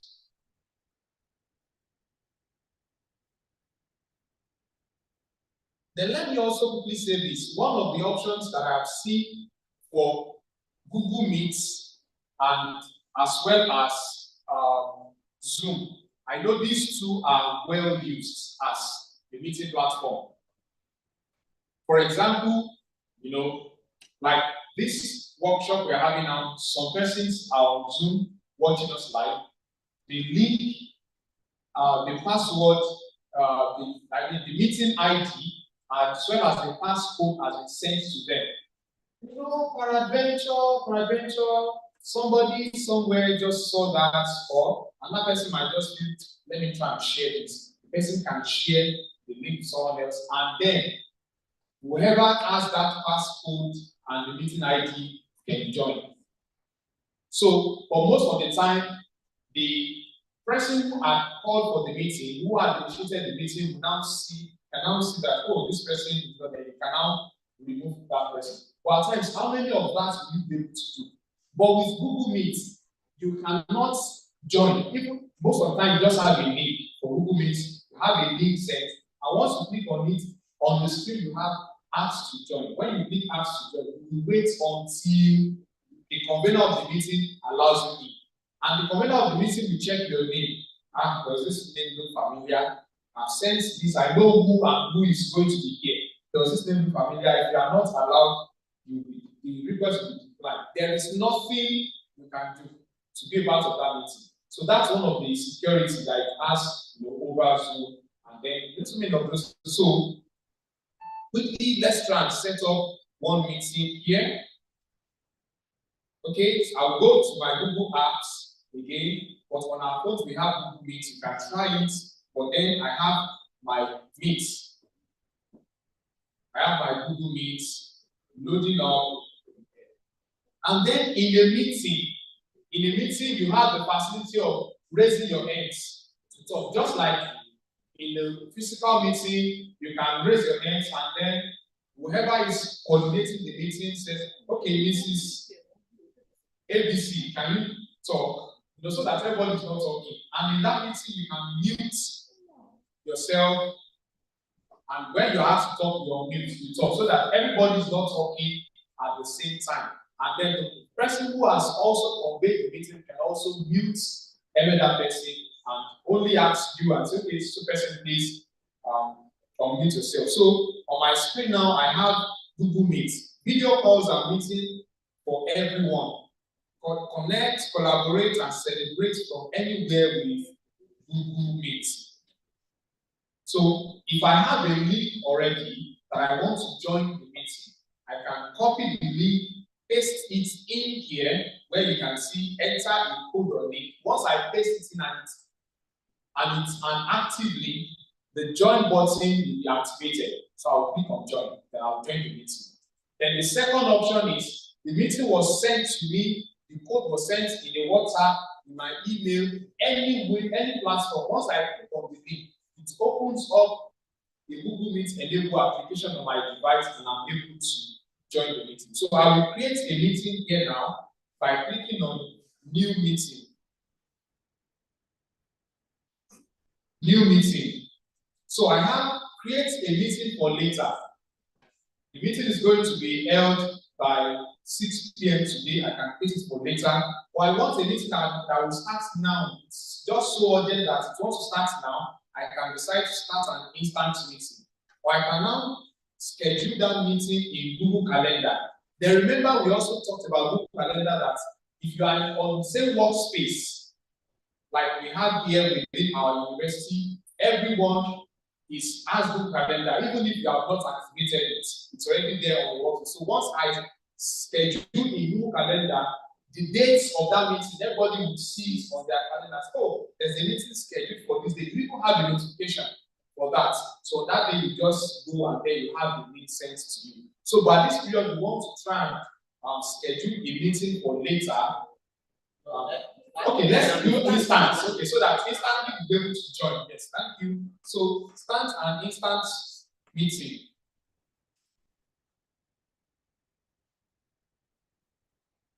Now it's loading up, and then I'll be able to have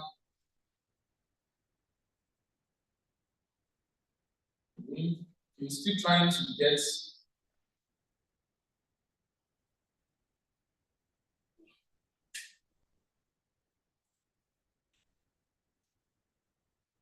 all right. Now a lot of time you have settings.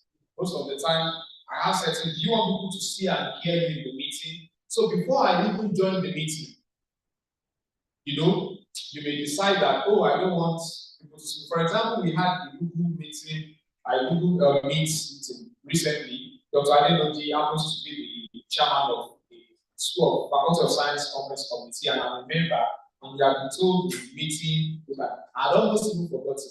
So maybe it was time for the meeting. I saw that, and it was in the night. There was no power supply. Everyone was heated up, and you know, I was not in a meeting. Would you understand? I was just in my singlet and I was in the house. And at that period, I cannot appear in that meeting like that.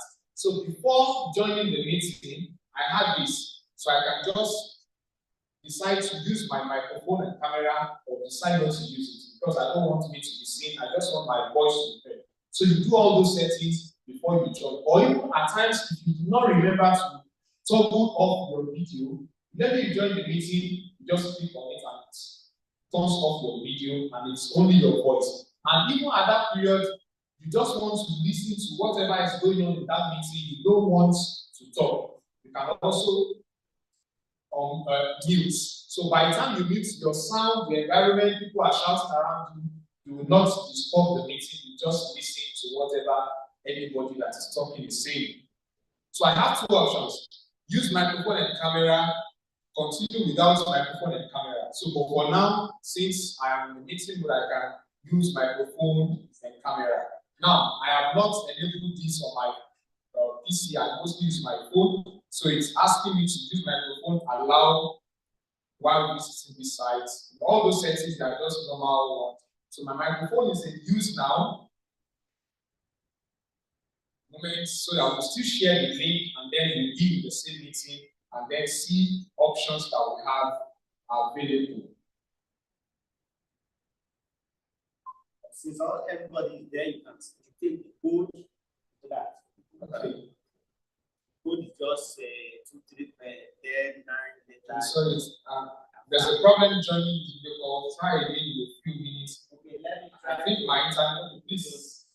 I think my internet now for Google Meet, especially when you're trying to join, you need a stable internet because I'm creating now. But if you are joining from your end, even if your internet, you just see your internet connection is not stable, but you're able to join. But the person who is bringing everybody around should have a good internet connection. Okay, so let me try to turn to home screen. So let's just wait. Okay, a little bit while Dr. Anene starts. And then the link is sent and we all join.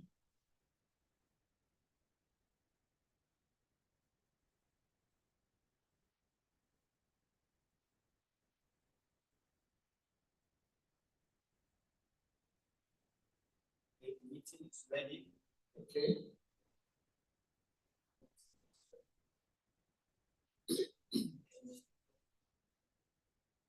YNVR.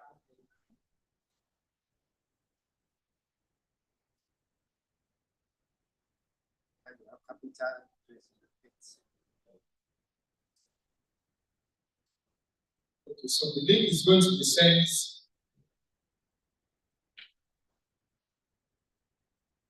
So that those online, the link can also be sent to them so that they also join.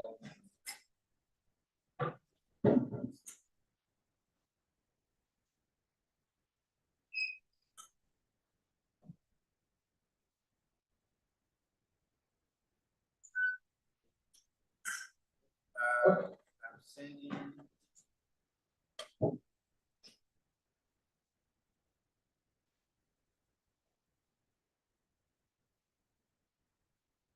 Okay, while we are receiving the link, at the basic usage, you have 1 hour for, free. You can decide to, so free of charge, you have 1 hour to meet and to talk and do everything. After 1 hour, your meeting will automatically end because you are using the free version. So, but if there's a need, it's something professional, the meeting is saving you money. Instead of different people from different parts of the world coming together physically, getting bothered about accommodation, about all the logistics of coming together, at that period, and you want to save money, obviously, you should be able to just purchase the plan. Okay, so then you are able to purchase a plan, and then you can now have longer meetings. You want the meeting to be 2 hours, and then you are able to do that.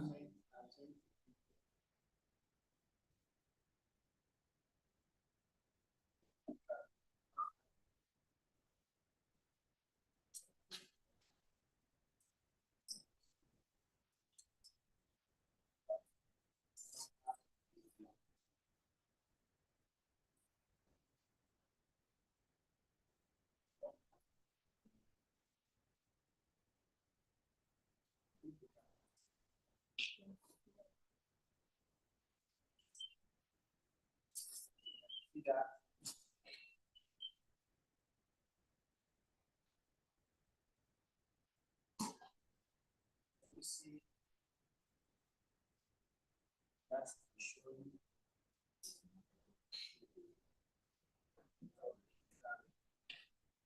Let me see the link. Oh, sorry. Huh? Sorry, I'm sorry. So, as long as the convener of the meeting does not recognize your name, you will not be asked to join. So you have to join, even if you have the link. That's one of the security features that we get. Okay, I have the link here as well.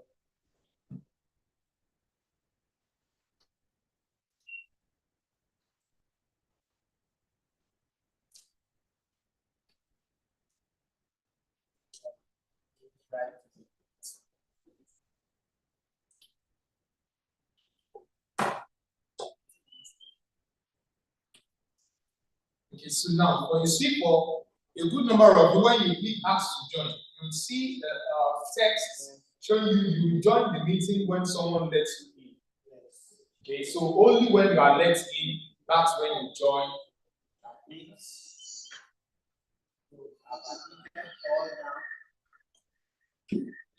Now, can you see interference? This noise, this noise, this noise there. So the best thing is when you are in a meeting like this, just try and mute your volume, mute your sound. Okay? Now at the lower parts of your screen, the first icon is your video. That's the video that looks like a camera. So once you click on it, it shows it's muted. If you the other one that looks like microphone icon, you also click on it. The white, like it turns to white, so that means you have been muted. And then you can, so if you raise your hand, so you can click on that hand icon. So in the meeting you are raising your hands to talk, you need at the attention of the convener. Say, okay, please can I talk? And then you are able to talk. Then, okay, so here now I can see that I think David was raising his hands to talk. Okay, actually Dave, Taiwo, and Akintola David raised their hands.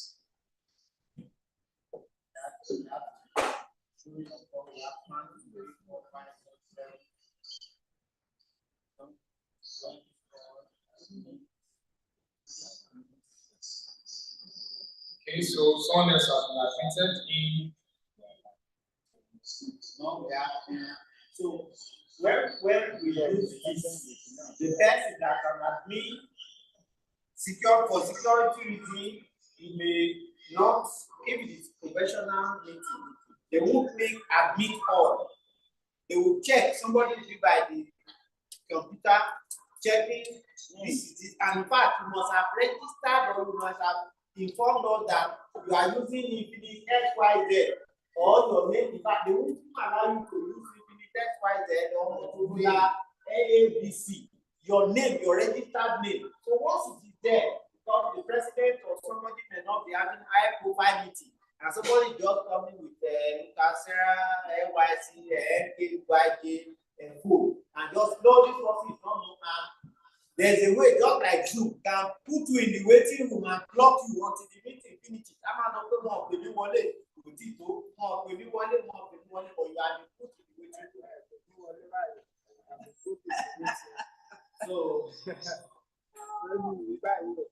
Okay, so you see that's how the meeting environment looks like. And then for each person, you can see other options. Please click on those 3 dots, horizontal dots. Click and then you see more options. You can have in-call messages, share screen. Are we seeing that option? Share screen, show captions, report a problem, settings, report abuse, activities on the go. But the person who has conveyed the meeting will have more options. So at the period, if he has said, okay, the facilitator, please, Sajayi, share your screen and tell us about it. So I will just click share screen. And once I continue to share my screen, I'm able to show my screen and say, okay, when you click on this, so most of the time you can have a presentation and somebody is presenting something like this PowerPoint, but we are in different places. So I will share my screen and talk to what is showing, and I'm still able to have that kind of meeting. When I'm done, I stop screen sharing, and then we continue the normal meeting. So these are some of the features that you get. So I have stopped sharing from my end here because I was sharing the other time, and then you can see my screen. So these are some of the features that you have available for you on Google Meet. So we have been able to see several. Okay, you have not been letting. Yes. You didn't see the link. Share a link, Lisa. Okay. WhatsApp. Yes, sir. So that means you go through your phone. Once you click on it on WhatsApp, it will also automatically open up the link for you as well.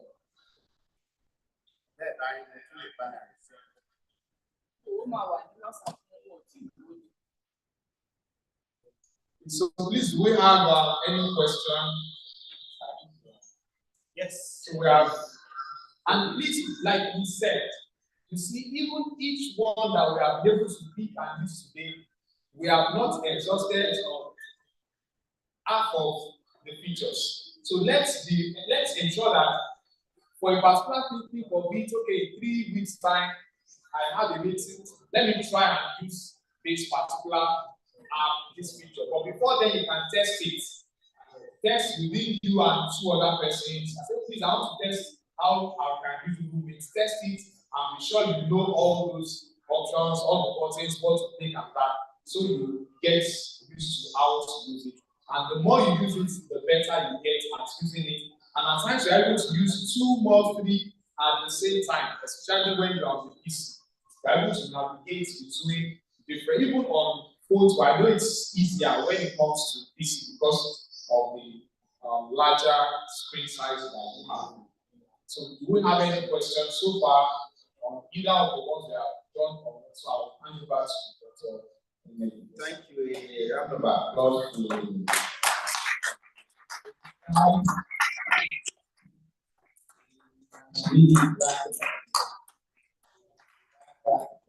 cannot exhaust the word I think is just now for meetings, whatever, what you see here, for example, if this person is the one speaking, we can highlight and pin this person who is okay, this is Bayo Lewa.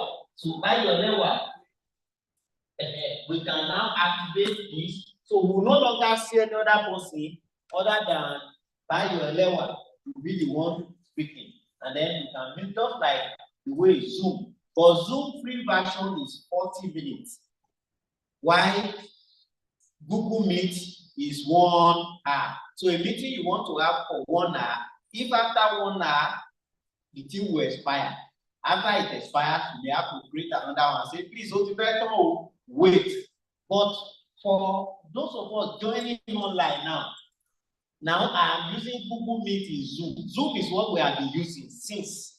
But because it's a licensed version, so the licensed version I can use for 24 hours, I can use for 10 hours as long as I want. But if it is free version, it will have terminated after 40 minutes. So now you can see that the ones connected, this is the one that is telecasting to every other person that is not here. But we are using the laptop as just the base station, connecting to this, transmitting to others. So just like in the meeting you have in church, during COVID-19, I went to our church, spiders, cobweb, were the one just using hand to remove cobweb, because then you must not go to church and whatever. And so we do not pray for that type of scenario will not happen any longer like that. But the word is transient, and we have to just change and be dynamic with this. The knowledge will not end here. Let's use this in our profession, in our areas, in our discipline, our work. There are so many areas where we can. So we want contributions, questions, as we will call it again. Questions, comments, contributions so far. Please. Google Suite is a big evergreen bag. Like I said, carrying the bag, you will see different areas. Zip this side, different units, and when you open, the focus, you see the laptops here and so many. So it's just so very, very wide, and that when you start using it, you become the best. Yes, sir, Dr. Jacob.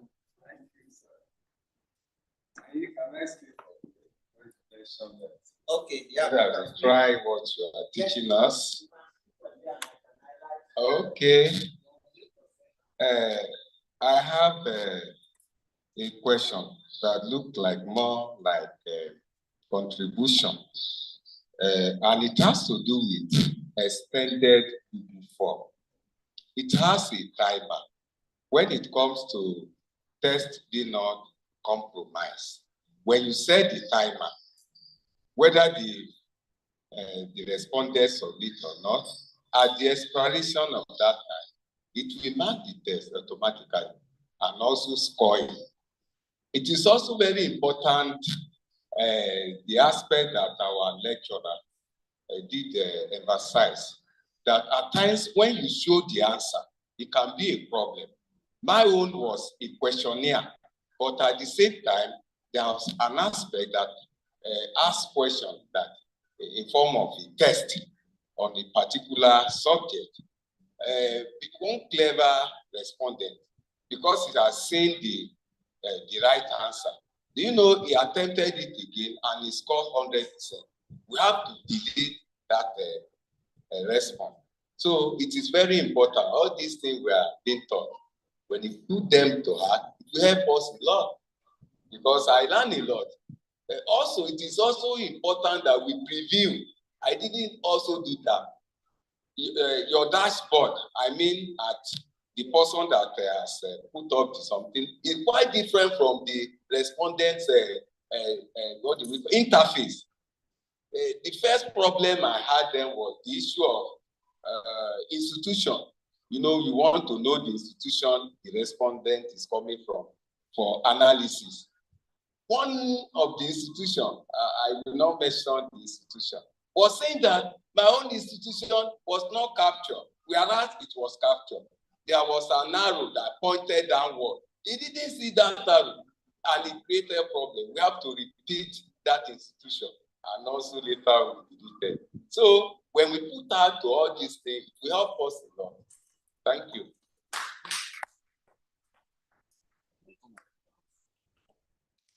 Comments, questions? Comments, questions? Comments? Questions? Okay.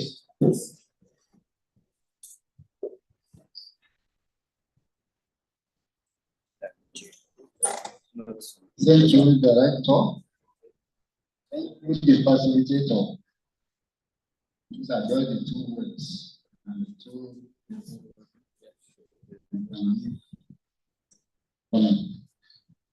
but of the matter that this can be handled to be a workshop, especially the people in the high level of the institution, so that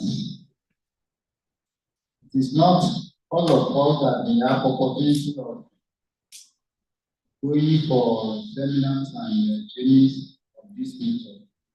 But if it is made in-house, let me make a reference. In the case of Professor Oyo, there was a seminar or workshop that he deliberately stated took out of this environment. It was held at NEPA. So that be you the head of department or bottom of department, the meant you are taken out of the environment, there will be no too much interactions. So if the director can look at this situation in this time, and if it can benefit. Thank you, sir. Questions? Okay.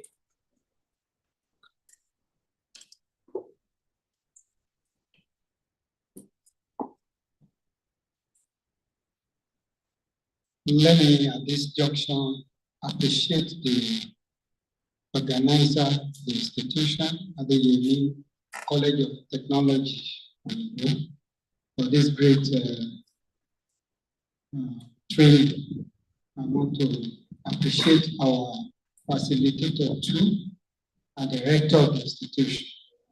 Actually, we learned a lot. It will be part of the AI training from the beginning. You must have learned so much.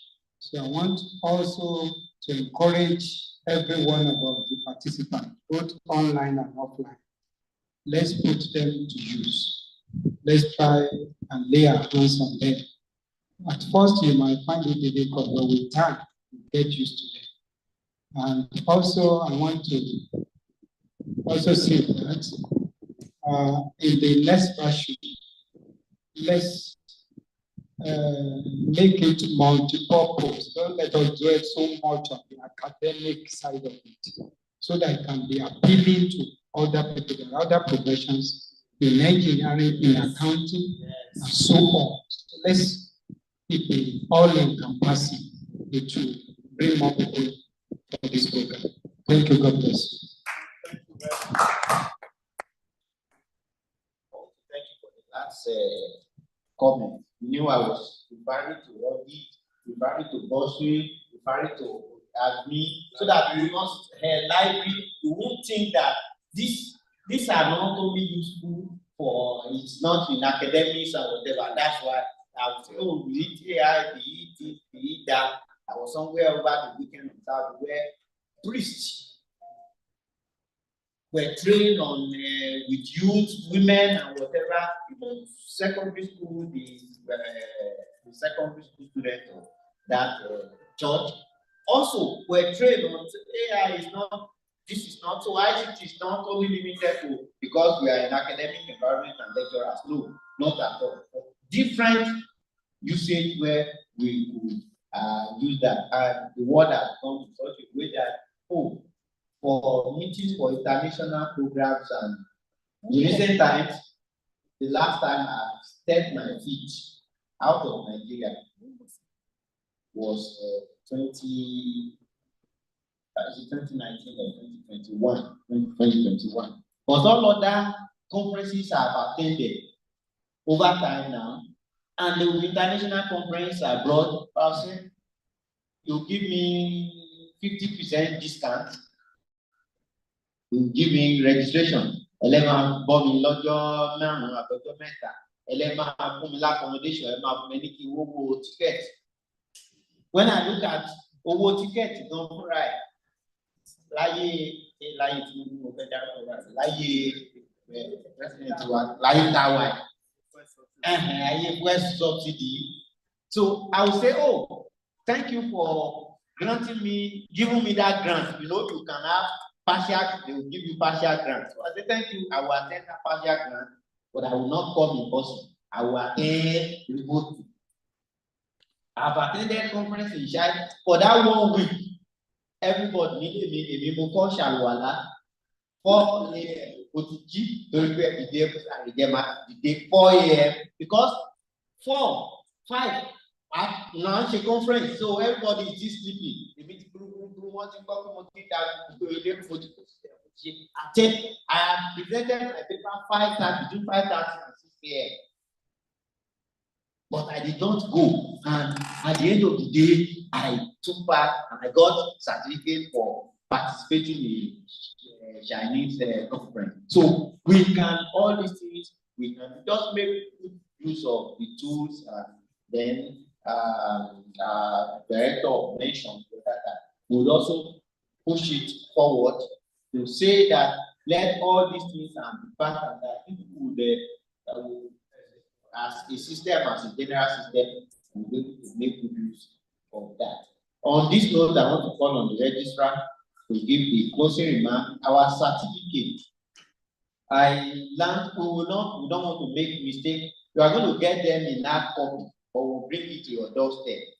But please, for the names, the ones on the registration, we'll double check to know is it OI or IO, or don't those who put one name, you want simple, just a simple name with initial if it is full, because when I said don't print, don't do anything, we'll authenticate and check so that we'll bring to your doorstep. But let's confirm that we are the same. Somebody say, I know you put Adenego Emmanuel Kennedy, it's not, it's Adenego Kennedy Emmanuel, but it's what to register, what to put online.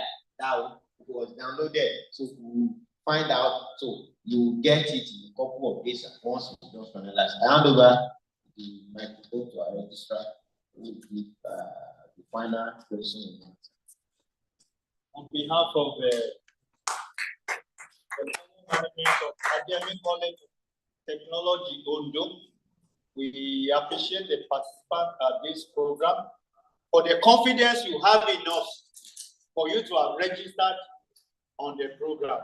We really appreciate you, and we believe you have gained one thing or the other. And as they rightly said, we need to put it to practice. Because when we put it to practice, that we will be versatile in using the tools. We once again we appreciate you, and when we call again, we pray you will answer us. Thank you. We are very, very, very, very, very grateful. And when we have further more, yes, there are many who requested for online. The online will not be as effective as one-on-one questions. I started chatting with people online and get it. Do you have that? Okay, let's pick up your question. But if we have grown to a stage where we don't need to have physical and people can understand, ask questions and people can pick up, we will be able to. And the infrastructure is there, then we will be able to use the online version. So I've started with my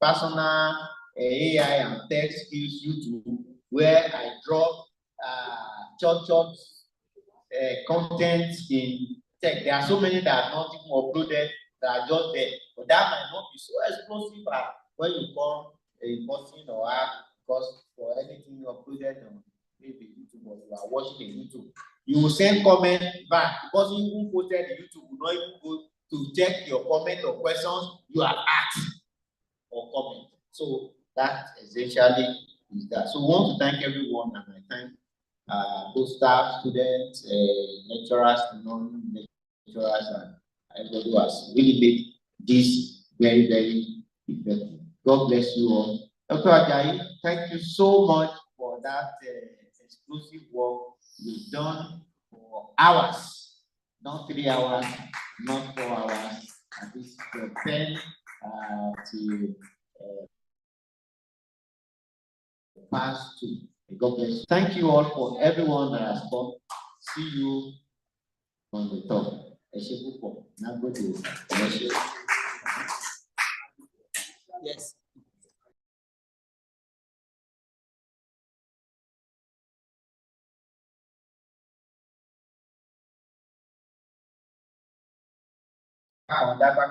Those online watching, we want to thank you so much. God bless you all.